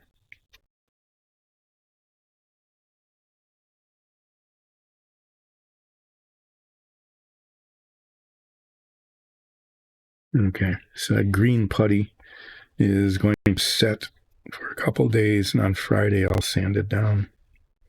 Not a big deal because I'm not going to be anywhere close to being able to use those parts right away anyway. Okay, these are a mess. Absolutely critical pieces. Absolutely yucky, messy. Yep.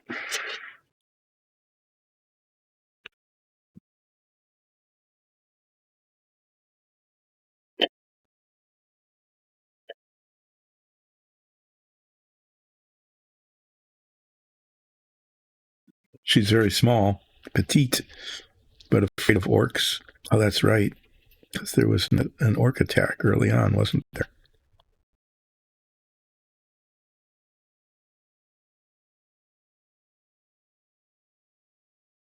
I think these are supposed to be brakes.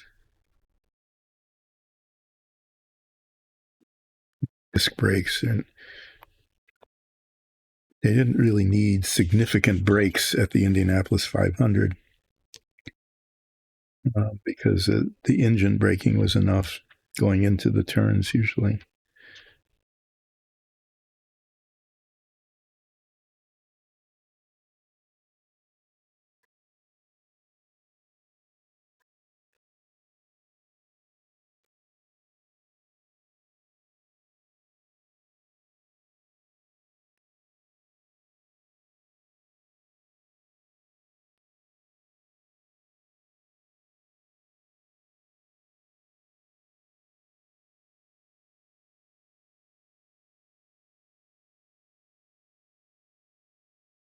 Pin, believe it or not, this pin is supposed to go through this hole. Sort of goes partway in.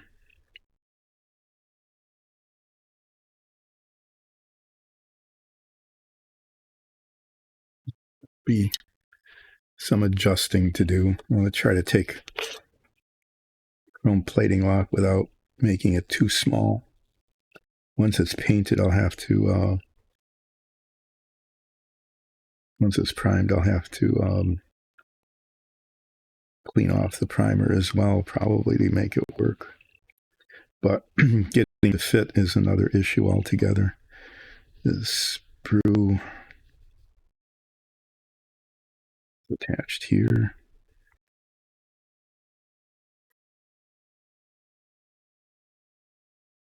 That just needs to be rounded off.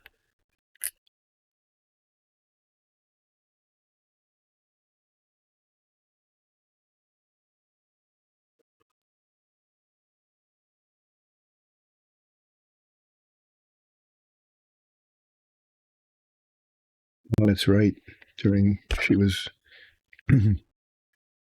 She saw the results of heart attacks.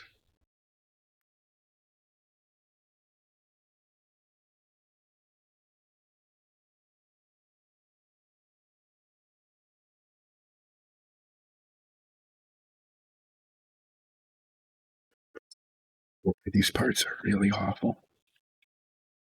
If I can get the spindles done, I can at least start trying to test fit these things together. At least these are fairly robust parts, except for that.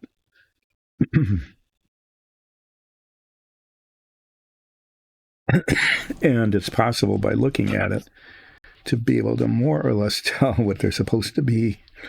Excuse me.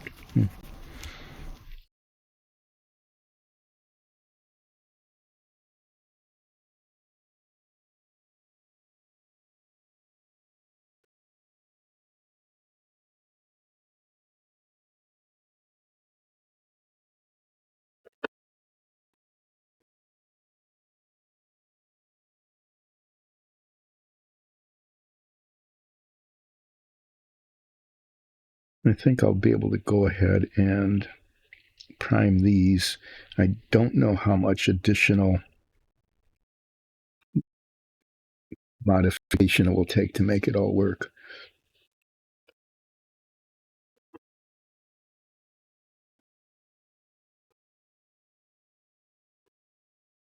I'm reading the instructions and I'm definitely not following them. It says here, up here, if you have decided to paint the body, which I am because it's not very well done. I mean, it's not a good color. It's got discontinuities all over it. Just flaws in the plastic. You must paint before completing any of the body assemblies. I mean, you must, right? That being very emphatic. Before applying paint, construct each body assembly part as if you were assembling. Okay, that's a funny way of saying test fit everything. To ensure that the parts will fit correctly, which they don't. So they know that even as they write their instructions here, that they don't fit. Trimming or scraping may be necessary. No kidding. And should be done before painting. Yes. Well, what I'm doing, though, is I'm doing that part. I'm trimming and scraping before painting.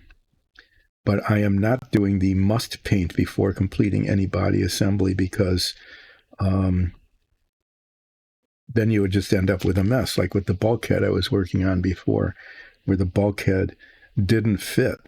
Okay. And if I had painted those parts and then assembled them, I would have had to have sanded all the paint off and started over. I just would have, because assuming I can see, there's a lot of sprue on here, but I'm assuming that this pinch point here is where it's supposed to come off. But I wasn't sure when I cut these off of the sprue tree itself.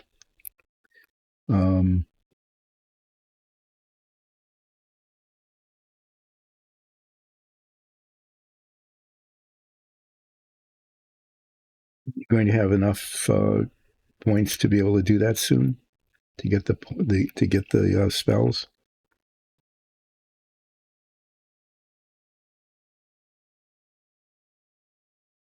I cut these off way deep onto the sprue tree because I didn't want to cut off the pin, because the pin is what holds the suspension parts together.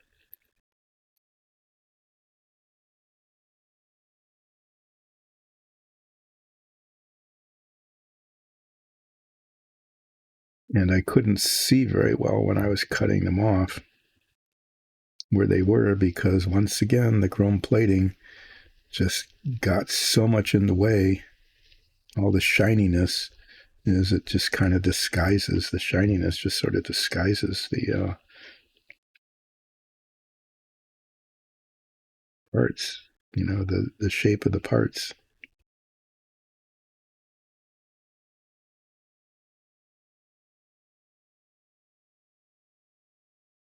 I think I'm actually ending up leaving some of the sprue on here. If it extends too far, I can file it off later, but if it's not in the way, better safe than sorry. That's a good cliche, right?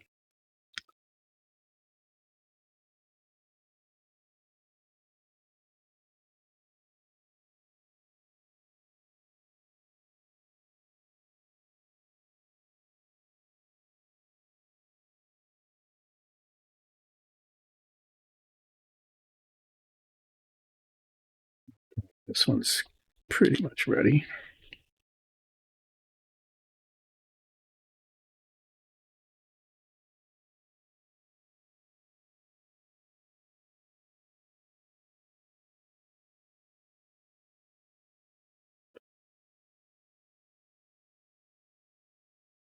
Seasoning spell. What? How will that work when you're cooking something? And what seasoning will it be? Will it be like you can make it do many different kinds of seasoning? Or is it just like one kind of herb blend, like a curry or something?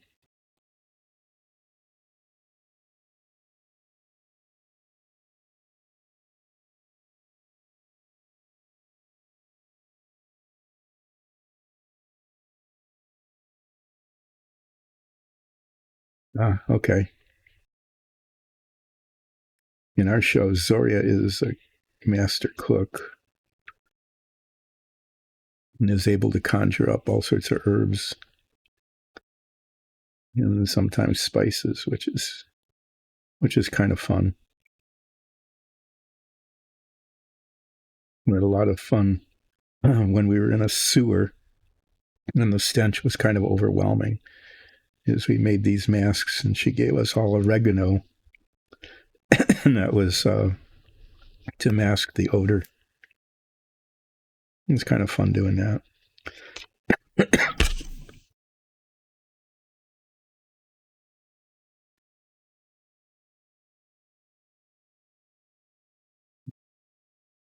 Do some serious cleaning up here.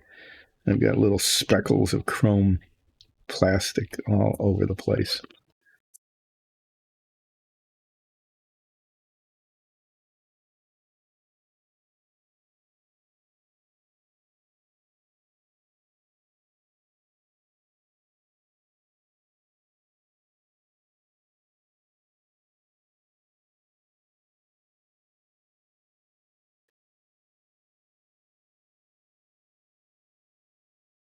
Absolutely, completely do not remember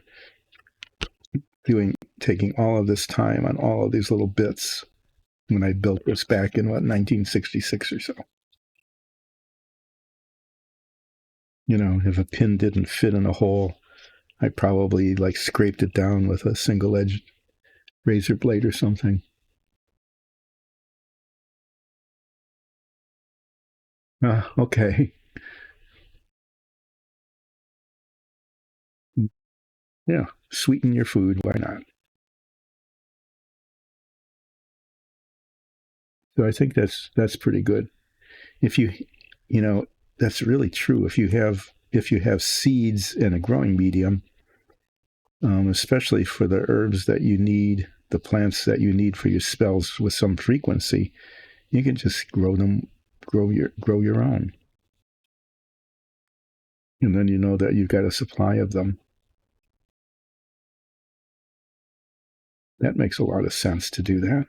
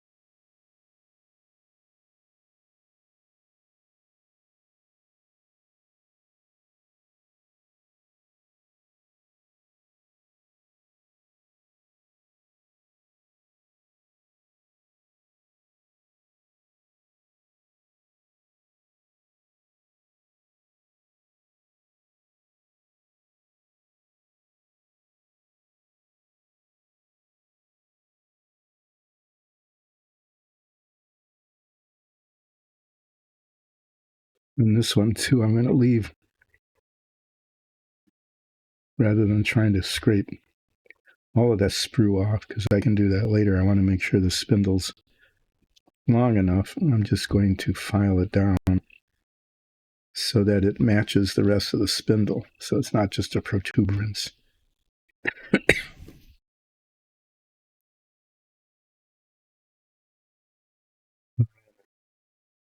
So I've got how am I doing on time here? Oh, it's only noon.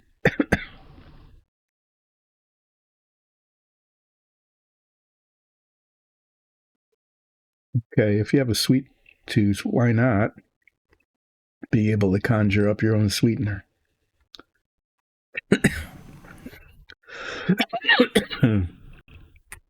Like you buy it once and you've got it forever. What's the old saying? Give a person a fish they eat for a day, teach them how to fish they eat for their life. I mean, that assumes that you're near a body of water that has fish in it. Otherwise, it doesn't make any sense at all, does it? But nonetheless, same lesson for your character, which is, if you got a sweet tooth, instead of having to buy sugar all the time, just come up with a spell to create sweetener. Why not? Okay, these need to be washed before I prime them, so I'm going to leave them there. What have I got left here? Oh, just these two bits. Okay, I can clean these up yet. This is the steering column. It actually ends up going in here somehow. And when you turn it, the turning, see how it is supposed to twist.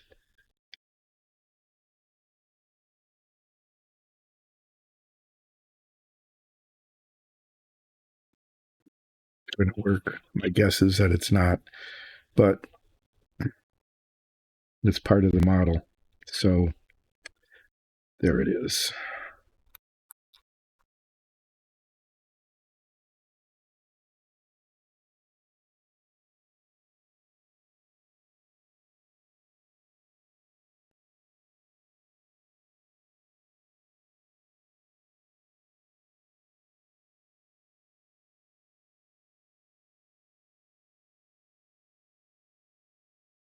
This bit goes into the steering wheel. Another one of those, the chrome plating is going to be in the way and it won't fit kind of situations. Yeah, and why all the parts, every single little bitty one of them, needs to be test fitted before doing much of anything.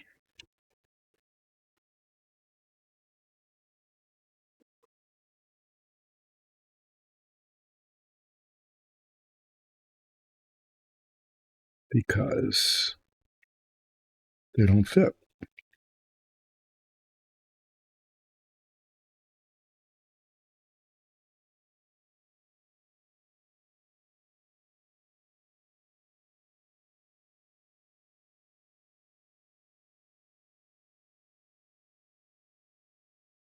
And this is another one of those round pieces that has a line down the middle because of the seam between the two halves of the mold.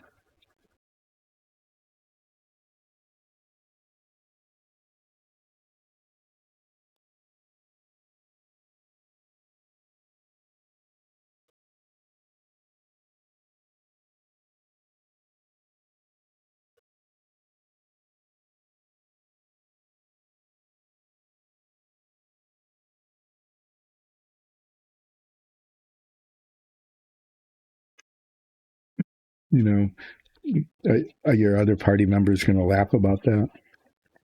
Is you use a whole XP point to satisfy your sweet tooth? They're out there getting healing spells or damage spells or something, right? But you have to stay true to your character in game. I think that's really important. And it's pretty fun that you're doing that.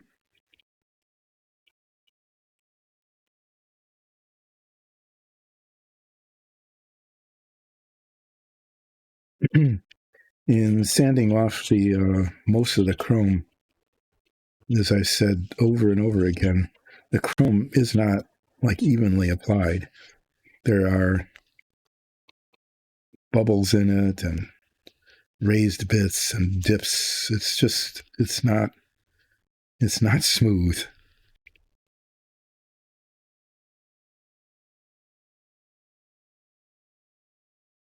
And so in a lot of ways, in many ways, it's just a totally bad idea in every single way that one can think of. It's just a bad idea that has done nothing to enhance this model, and lots of things to just make it more difficult. Like right over here on the end here, there's just a flashing of plastic and chrome.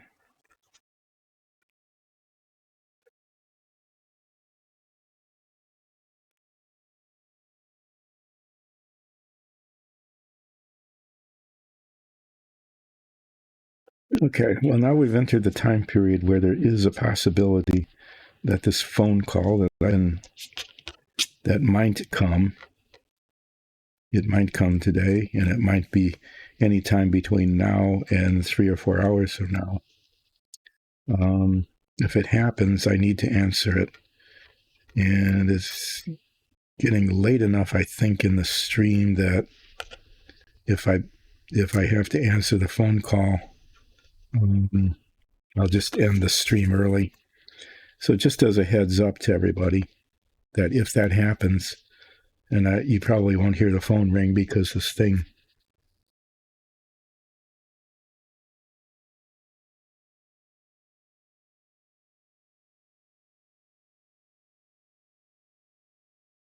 Oh, that makes sense, because cantrips you don't have to prepare ahead of time and you can just cast them anytime. That they would be, cosmetic kinds of things, flavored, as you call it, rather than something, combat-wise or whatever. That's a good aspect of that system. Otherwise, they become almost like cheat spells, right? They're so cheap, and you use them all the time.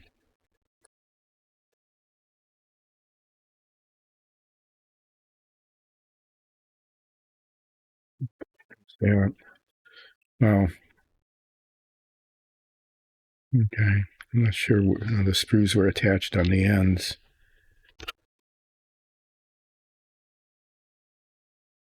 The chrome plating on this is just as bad or worse than anything else I've seen on the model.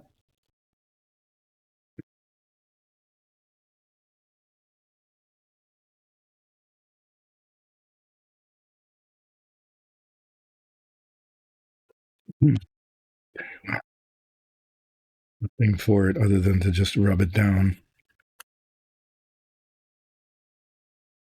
You can see here, I don't know if you can see it with the reflection, but just this excess all over the place.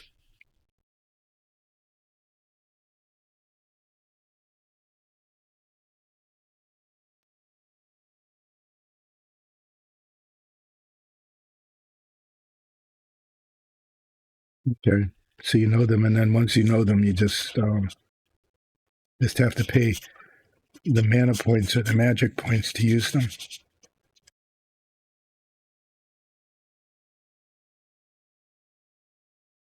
I haven't played a magic. I used to play, like I said, a cleric, and there was a fair amount of magic involved in that. But now I'm playing this Furbog fighter, and I've got like 2 spells Furbog magic. I have no idea why or whatever, but my character Furbog Ralph the Furbog fighter does have 2 spells that I can cast once after each short rest. And they just take a bonus action. And one of them is to turn invisible for a turn. 6 entire seconds of invisibility. No, I shouldn't. Which I've used a couple of times, and it's always been more amusing than helpful. I'll just say that.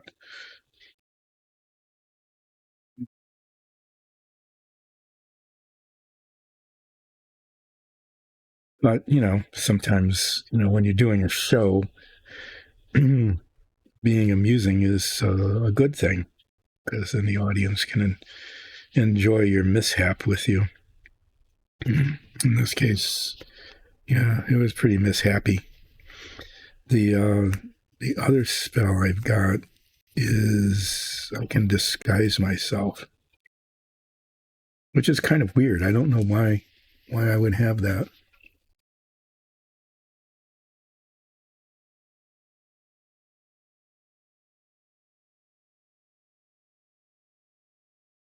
It sounds fair to use up the energy like that. It doesn't sound too complicated. That's good. I know that sometimes the whole spell casting thing can get really complicated. I am past the recommended age for complications. I'm into the... What does that do again? How does that work? If you watch our show, you'll see that me as a player will sometimes, as opposed to being in character, will need to ask clarification for how something works every time. How does that work again?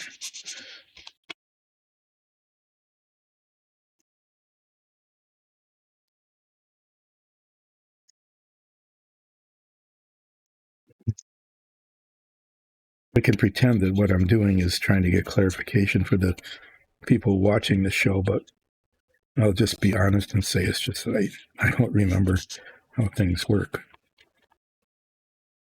I can't find my note that explains it, and so I just need to ask. Fortunately, the other players are family and friends, and they can't just get rid of me because I'm, dottery.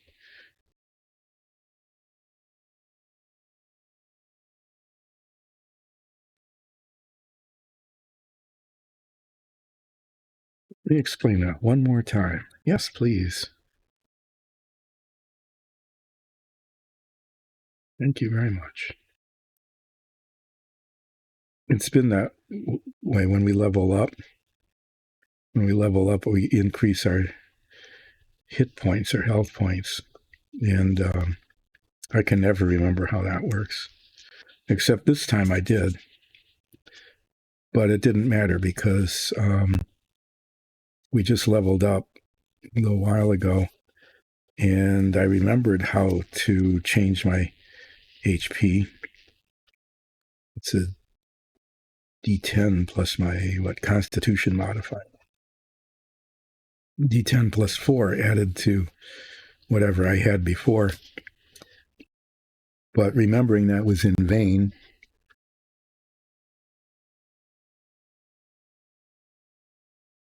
Oh, okay. So you have to make sure that your skill, you have to pass several tests, don't you? And you have to make sure that you're capable of casting the spell, and then you have to have enough MP to actually pull it off. So yeah, I did. I remembered how to adjust my HP after leveling up, but then we haven't done it. And by the time we get around to it, I'll probably forget again.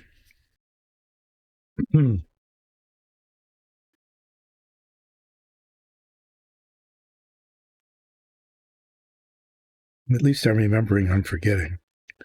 See, when I don't remember that I've forgotten, as opposed to knowing that I've forgotten, that's when the trouble starts. All right, this was the last piece. I've got another piece in the box there I'm not going to bother with because I'm a long way away from using that. And this was the last piece I wanted to prep for priming. And now I am going to clean up the bench here.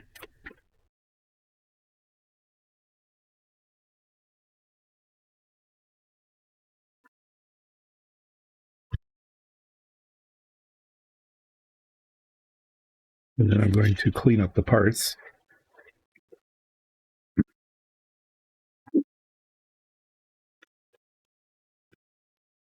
Those little specks, it's like glitter, except it's smaller than glitter. Little bits of shiny, metallic flakies everywhere.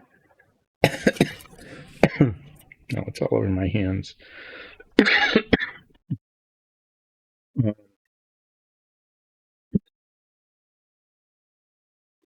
What I need to do, I know it's a little boring, but why not? Yeah, it is sparkly. It's just everywhere. Ooh. I would fail a lot. I roll lots of 1s, 2s, and 3s, especially 3s.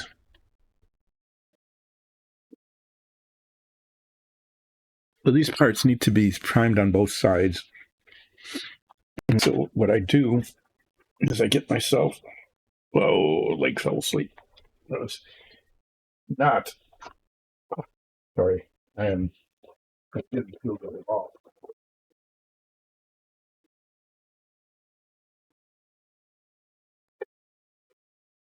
I have this piece of cardboard here, and I gently tape these pieces onto the piece of cardboard because they're very small, and when the spray hits them, they fly around. I've talked about that before. So I'm going to get some tape up, and I'm going to get a piece of paper towel that's slightly damp. And I'm going to wash each of these a little bit before I tape them down. Try to get as much of the sanding dust off as possible. I probably could use isopropyl alcohol in here because there is no putty that I need to worry about.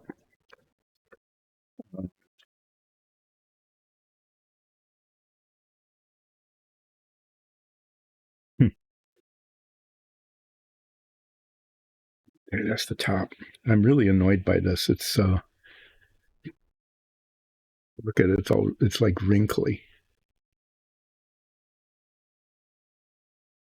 I'd have to file and sand down that entire thing. I'm not going to do that.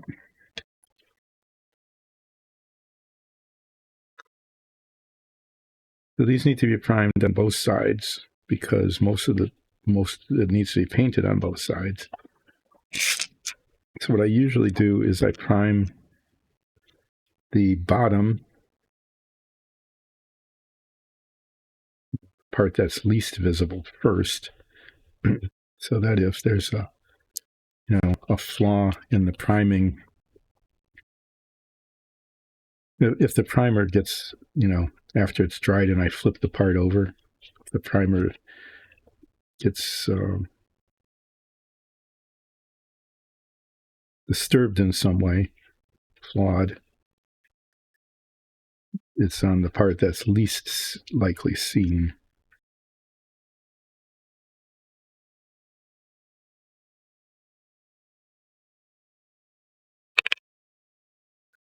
There's a lot of chrome parts left. I am very much not happy about all the chrome plating. Not only is it totally inauthentic, but it just makes everything more difficult in terms of the prep work and the fitting of the parts.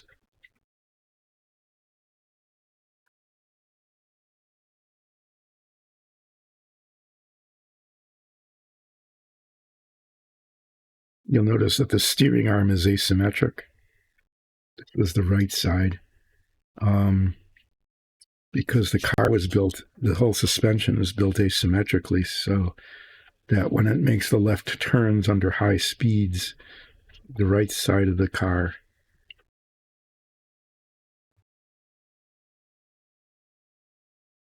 there's more of it. The suspension is further out, so it supports the centripetal forces.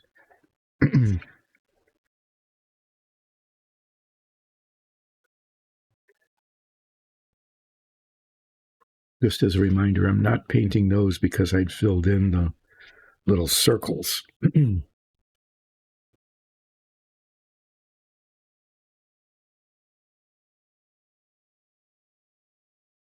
want to tape these on so that they're ready for priming. Then I'll take the tape up with me when I flip them over, because sometimes the tape needs to be replaced in order to stay sticky.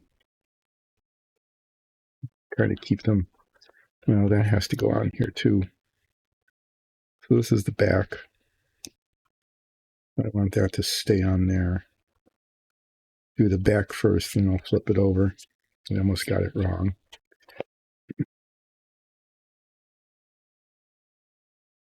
And flip them fairly close together so I don't waste a lot of primer. This one, it doesn't matter. Either side is either side.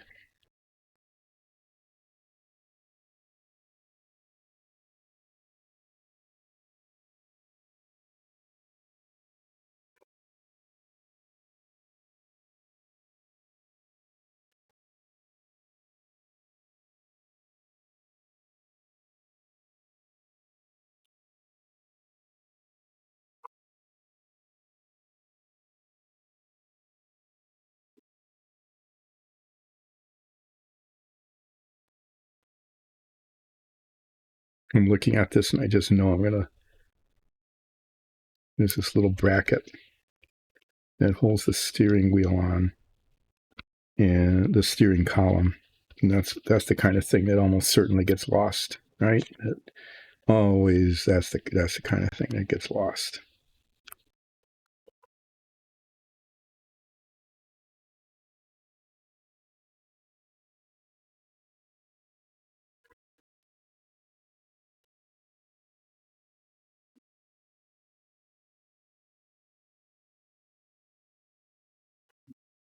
This is bent up. I'm just adhering it to the ends there. Oh, these will be interesting. Little spindles.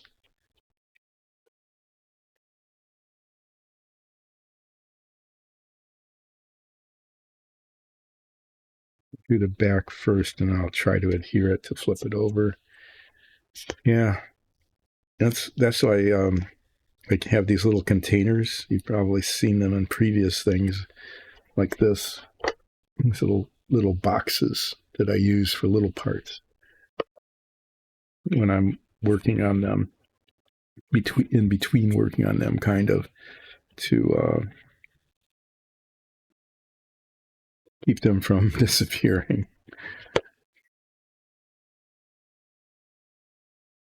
On Friday, all of these parts will be mostly white. Hopefully they'll be flat white on both sides. And then I can start painting them. They're going to almost all be painted just aluminum. The instrument panel, of course, will not be. This is, I think, brown, reddish brown, and then there's the detail of all the dials on the other side, and the steering wheel is aluminum on the outside, but the wheel itself is kind of a brown color, reddish brown.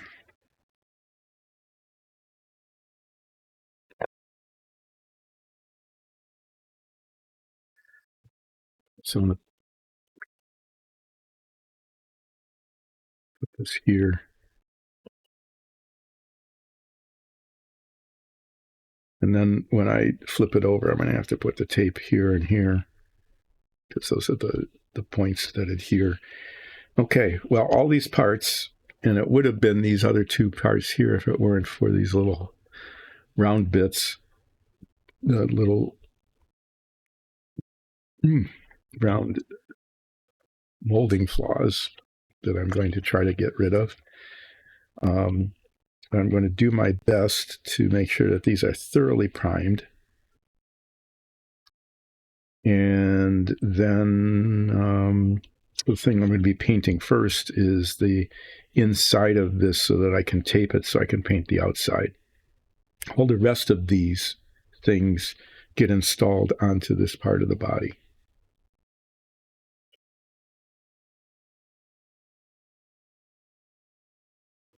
Yep.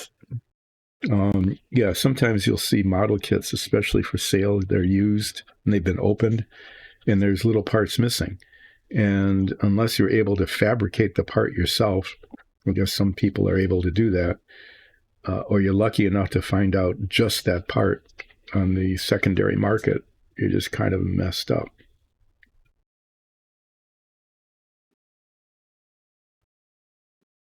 Okay, this is ready to get primed, so I need to put it someplace where it's safe. Good luck with that.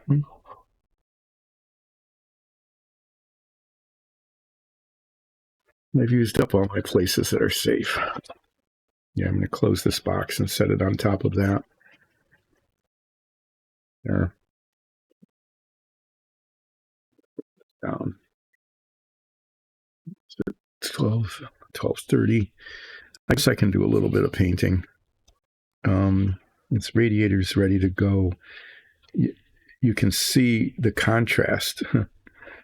This is all chrome plated.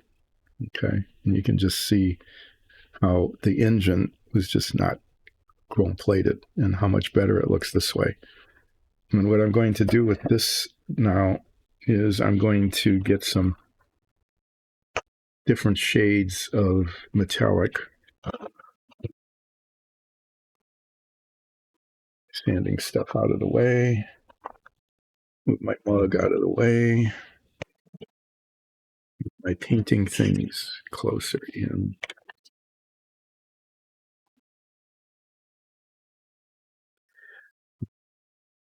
Just leave these here so you can see that there are parts.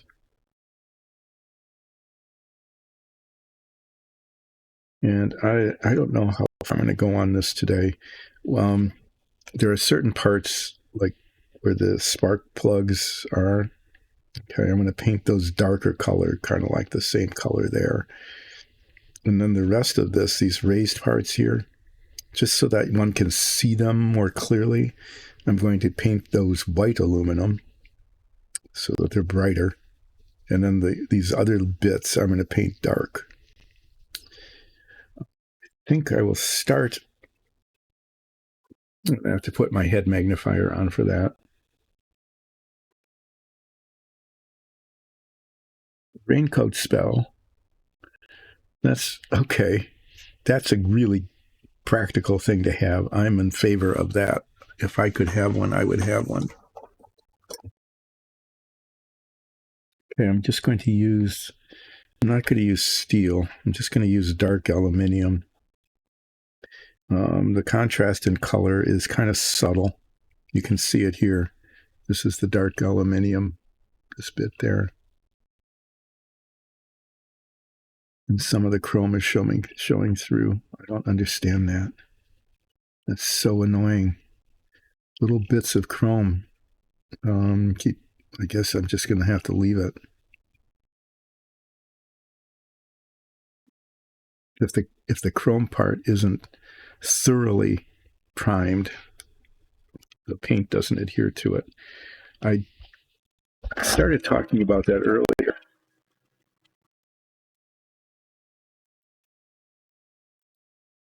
Okay.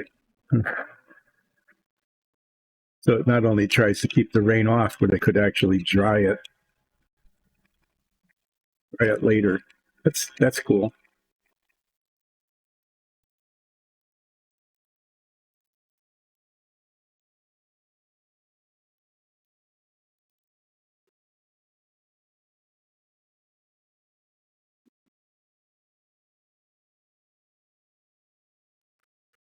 As I was saying, I was starting to talk about something and then I got distracted and Now I don't know what I was talking about. Great.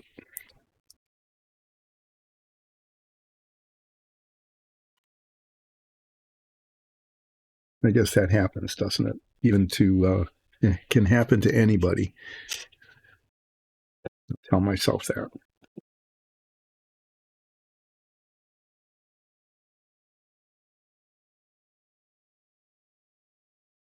Use this newer one. Maybe not. I guess I'll use this one. The one that's been falling apart on me. These are little dots. They're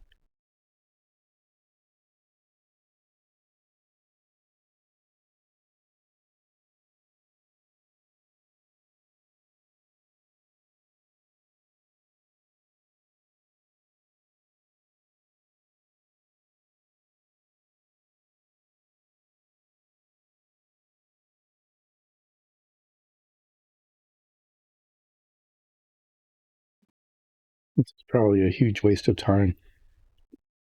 Once this thing is installed, no one's going to be able to see those spots. So, but I can see them now, so I'm going to highlight them.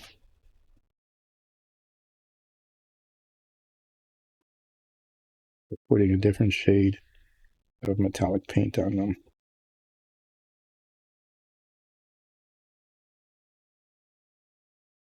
Don't know if it's authentic or not.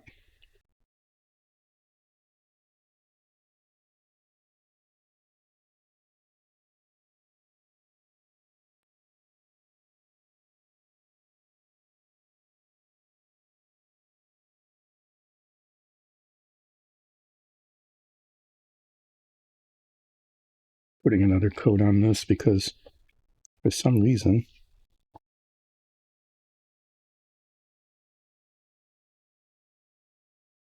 it's not behaving.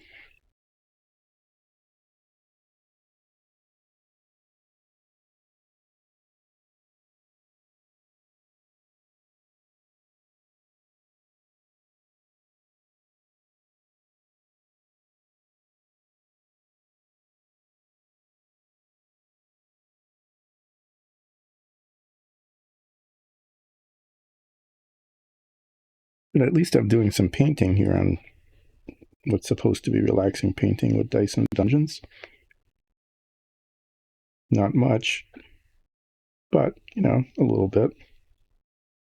So there. Take that, skeptics.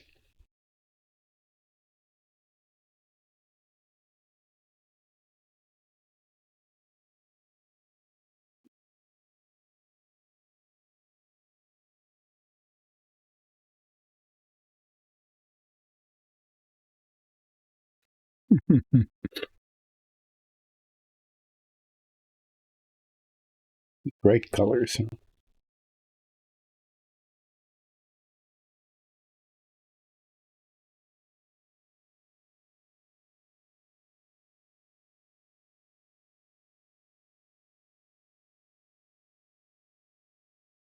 Yeah,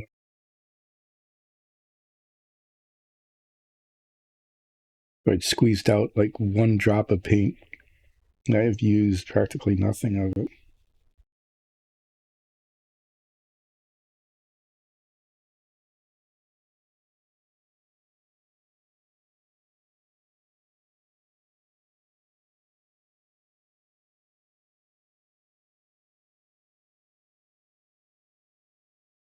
This.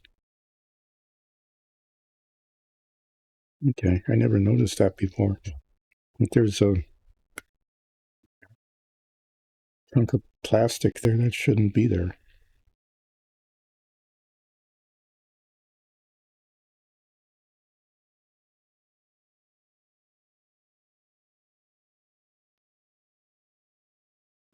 Have to retouch that. I'm not sure. I'm going to keep using this brush. It seems to be working okay for me today, and I haven't ruined it.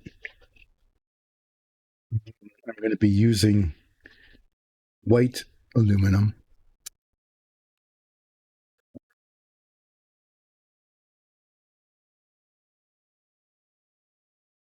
Very pale skin. A little bit like Zoria on Sul, our Argentine druid. Also has very pale skin, but wears purple. Zoria is a very purple wearer person.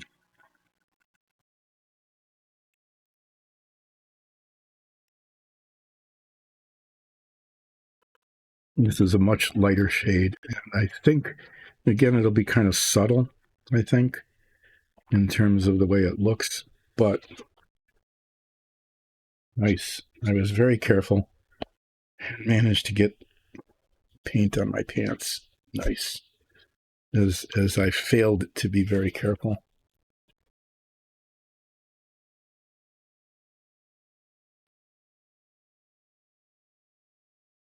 All right, I need to clean this off before it settles too much. I was putting the paper towel over the top of that so it didn't spatter. Not so it didn't spatter. It was going to spatter, but so it didn't spread the spatter, and I failed. Yep. Once we get past about noon during this stream, it's time for interesting oopses frequently to happen. That oops was on my pants. Nice. So there's all these lines here. And what I do, I don't want them to be like really jumping out. But I want them to show. So I'm painting them this white aluminum. Mainly so that behind it looks a little darker.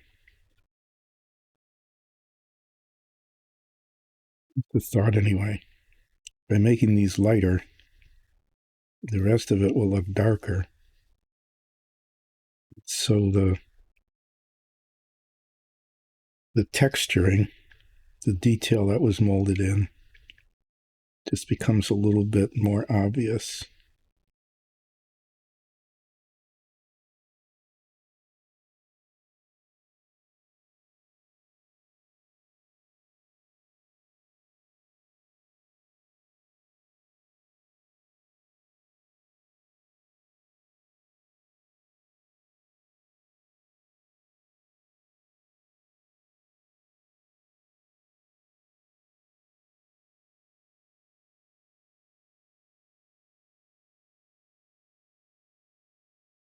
I think it's working.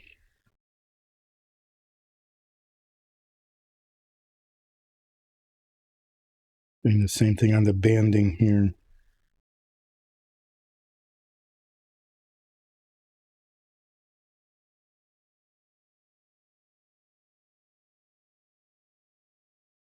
Just catching the tops of it.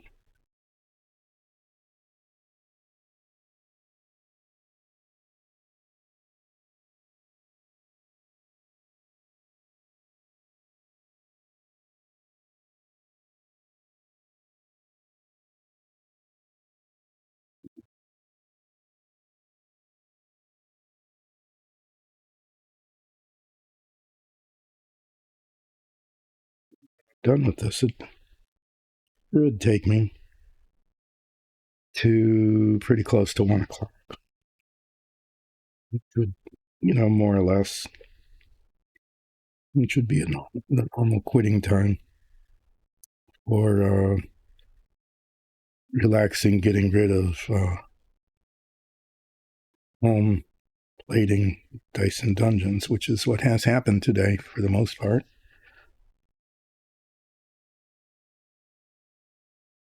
The chrome plating to be dealt with. Excuse me. Yeah, the usual, especially 45 minutes, definitely into the last half hour. Just starts getting chilly despite the down vest.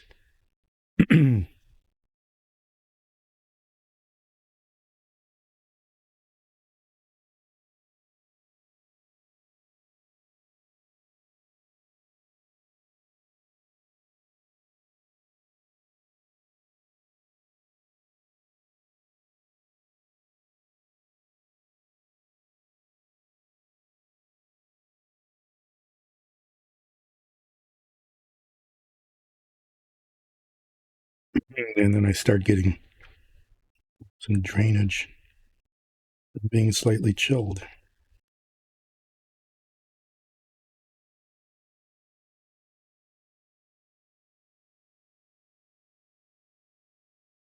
I don't know if this will ever be visible when the model is done. I know I will have made an effort to highlight the detail on the transaxle here.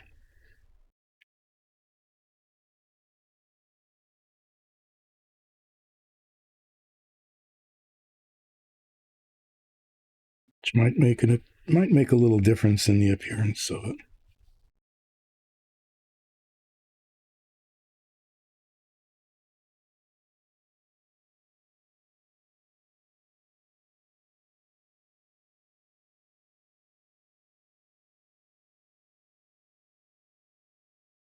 And there's certain, when the light is right, you can see. No, you can't. You can't see it because it's off camera. When the light is right, you can see the highlighting there.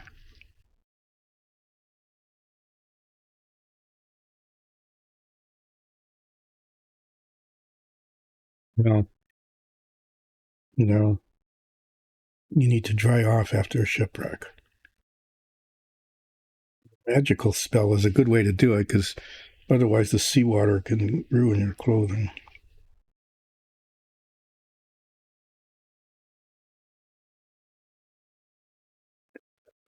Paint on that.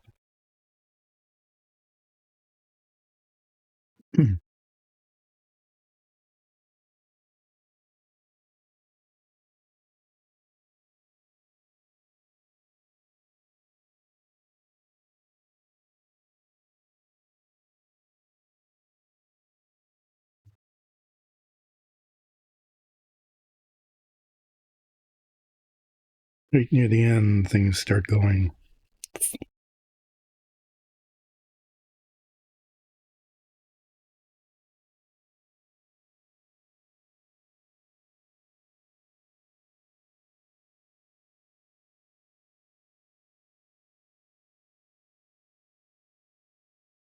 Okay. I need a tiny, tiny touch, the duraluminum, to touch up the spot where there was this extra piece of plastic that I hadn't noticed before.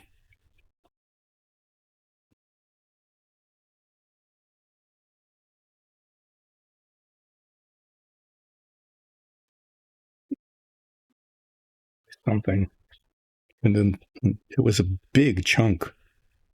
It's kind of unforgivable to have not noticed it.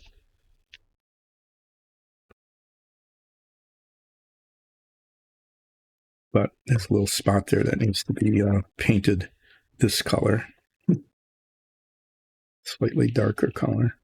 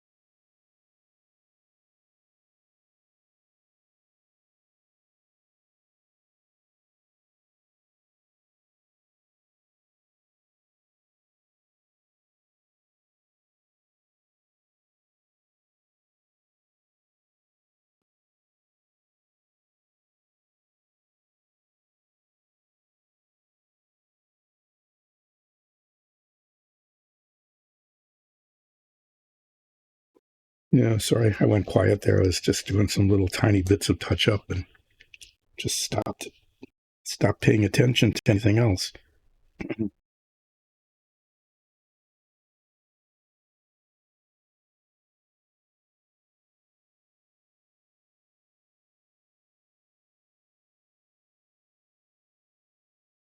The head magnifiers just make everything look just less than perfect than it was before. Not that it was perfect.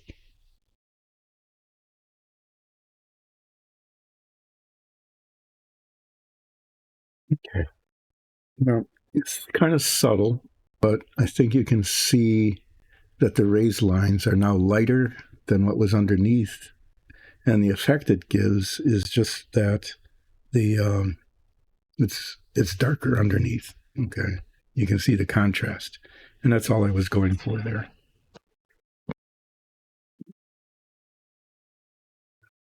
It's time to kind of clean up, kind of anyway.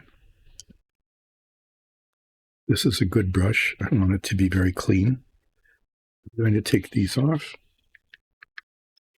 and use the lacquer thinner just to do the cleaning. And then I will mention real briefly what I plan to do on Friday. What I aspire to. I don't know. Planning is too strong a word for this stream. Okay. What I would like to accomplish on Friday.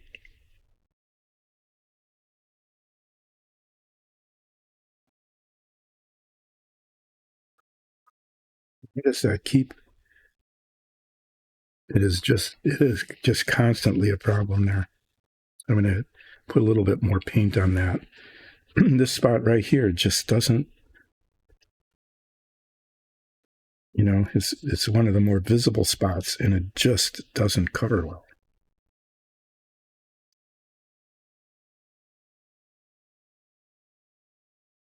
So as I'm complaining about that and attempting to fix it one more time, on Friday when I'm going to have all of these parts primed, and I'm going to be painting the inside of this aluminum, several coats, and then masking it, because that's the next step in terms of painting the outside. And then these will be painted aluminum as well, most of them anyway. And if I have the aluminum paint out, then I'll just do that.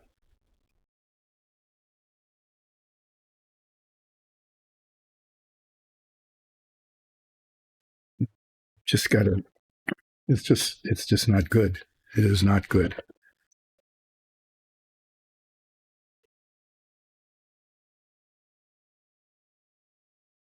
I'm really, really unhappy with that tiny little bit.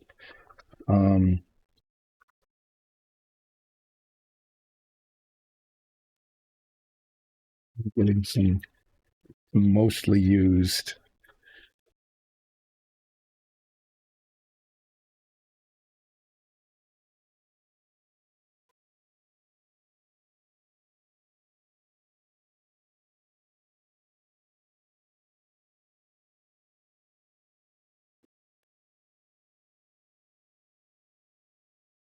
Okay, I'm going to deal with this on Friday. It's not real critical to do it now, but this little spot here, this right on the end, I need to sand it down.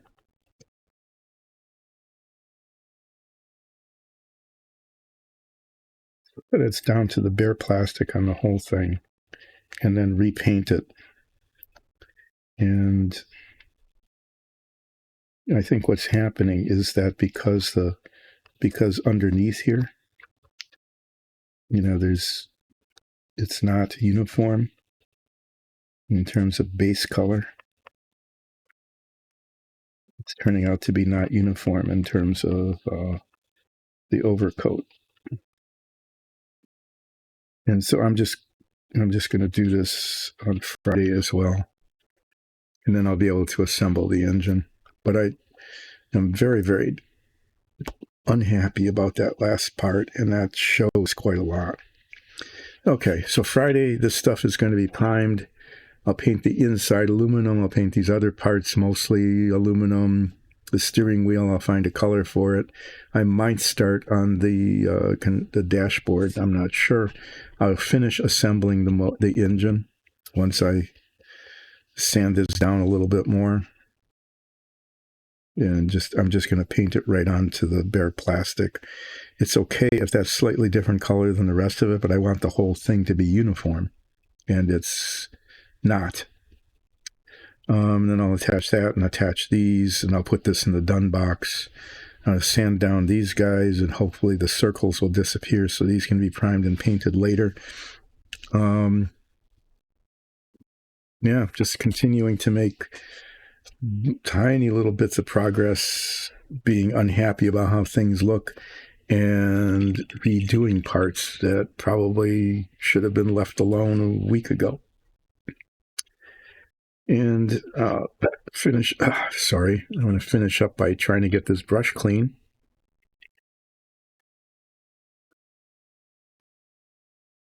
Wow, so much paint in there.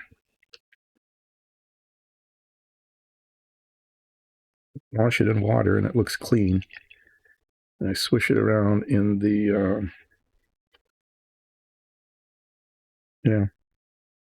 the lacquer thinner, and look. Whoa. Need to change out the solvent? It's almost like the lacquer thinner is putting...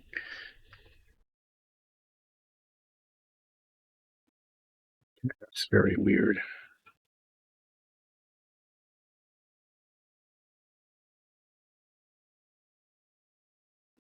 Something else to do later.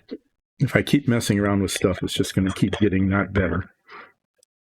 So thanks everybody for joining in.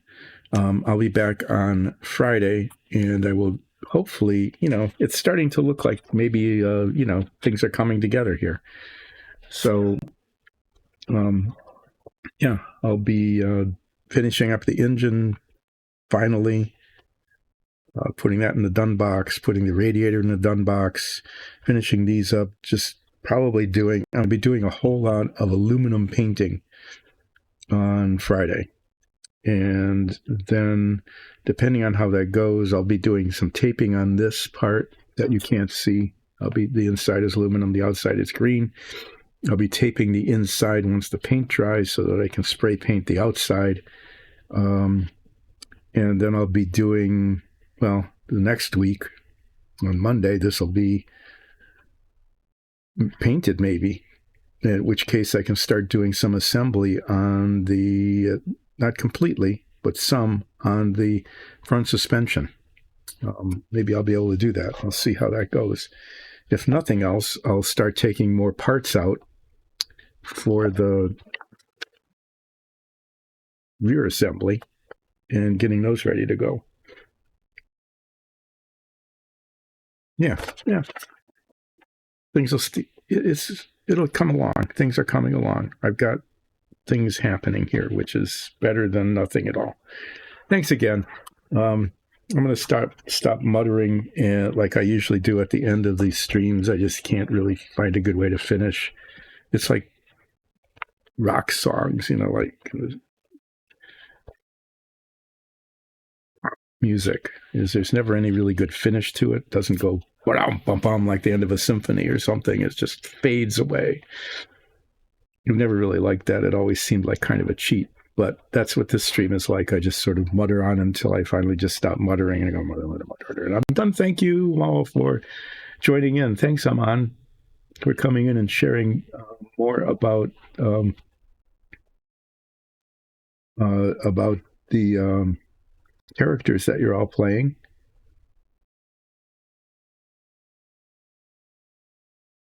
Deal with bugs. Okay. So yeah, having a raincoat spell is pretty cool.